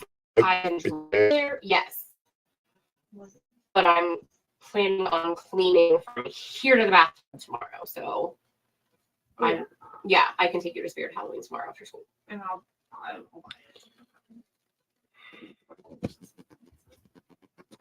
Where's she getting surgery on? Her ankle. I'm not part of that conversation back there. Anywho, let's wrap this bad boy up, shall we? Appreciate y'all listening. Appreciate y'all hanging out. Chatters Box, you guys are awesome as always. Benji, Let me know when you're ready to step up to the majors, if you will. We will see you guys Wednesday night with a brand new episode. Jeff will be joining us. He'll be back on Wednesday. Jeff and I will be doing what we do, hanging out, shooting the shit. If you're not already, go ahead and check us out on all them socials, Facebook, Instagram, X, and TikTok. Yeah. We go live every Monday, Wednesday, Saturday, 7 p.m.-ish on YouTube, Twitch, and Facebook Live. We do encourage you guys, get in the chatter's box, hang out with us, shoot the shit. We do appreciate it, and we have fun hanging out with you guys as always. And if you miss us live, or if you can't watch us live and you want to watch us anytime or listen to us anytime, any place, you can do so on Zencastr, Spotify, Apple Podcasts, Google Podcasts, everywhere you listen to podcasts at, all at Nonsensical Nonsense Podcast. Or you can simply go to bio.link/nonsensical nonsense. So I'm going to give you all them links to all them social medias where you can like, follow, and subscribe. Not only that, but you can also go get the links to our sponsors, like Liquid IV, where if you go and place your order, use our promo code WordsAreHard, 20% off your entire order. Every order you make, it's not a one-time code. You can use it as much as you want.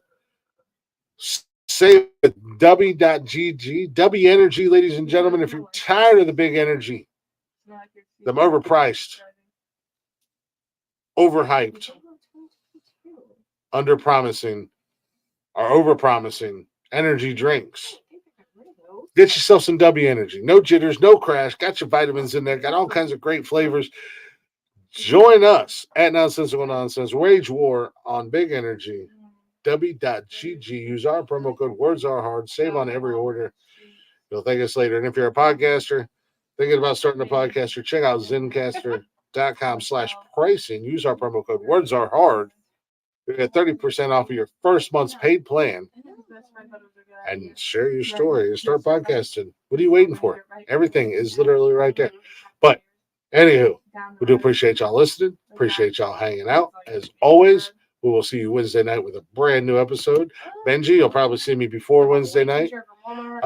Thank you, sir. You'll probably see me before Wednesday night because I'll probably be streaming on Twitch playing some Modern Warfare or Gotham Knights or something in the next couple days. Anybody else who's on Twitch, I'll be a game. I suck, but we can talk and have fun and shoot shit. I'm going to go ahead and wrap the show up with the fourth single, or another song off of the Matt James debut or Matt James solo album. I don't know if it's his debut solo album or not, but Matt James, lead singer of Blacktop Mojo. Check out Blacktop Mojo. Check out Matt James wherever you stream music and on all social media at Blacktop Mojo, at Matt James. Show them some love. Let them know that their boys at Nonsensical Nonsense sent you. And enjoy. That's a lot of shit to say.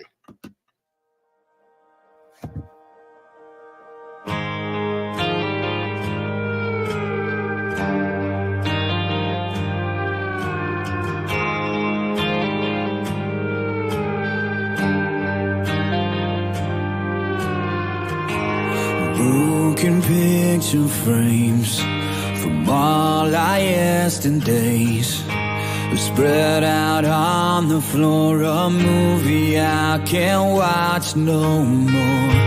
Happy I stayed through, a man that once used to breathe the sun, but now no one is here. I keep tearing up these photographs, 'cause it's the only thing that I am that keeps me from moving on.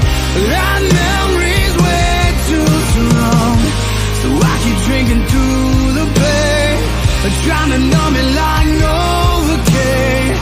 But this hurt is still not gone. Your memory's way too strong.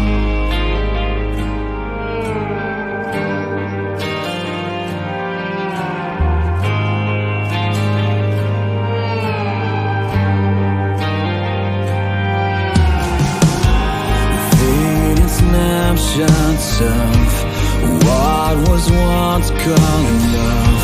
We're hanging on the walls, but pieces of them all were floating in the back.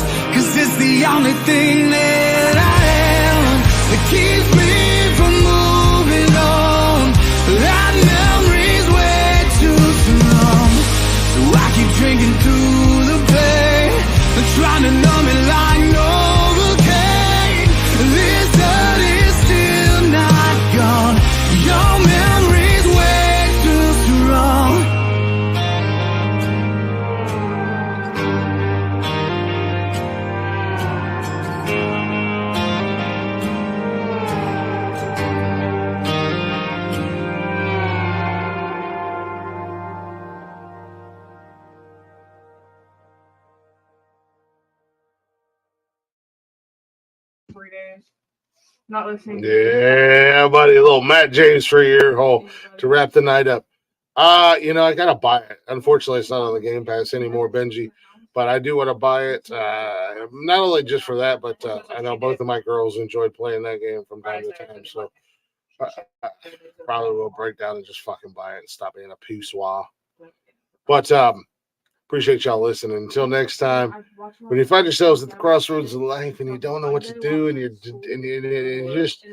just on the verge of giving up, always remember 5 simple letters. WWNND. What would nonsensical nonsense do? Well, grab a fucking beer, say fuck it, and ride that sumbitch till the wheels fall off at the end of the day. Amen, motherfuckers. Be good or be good at it. See y'all next time. And I'll buy and I'll put the picture up because it's too much.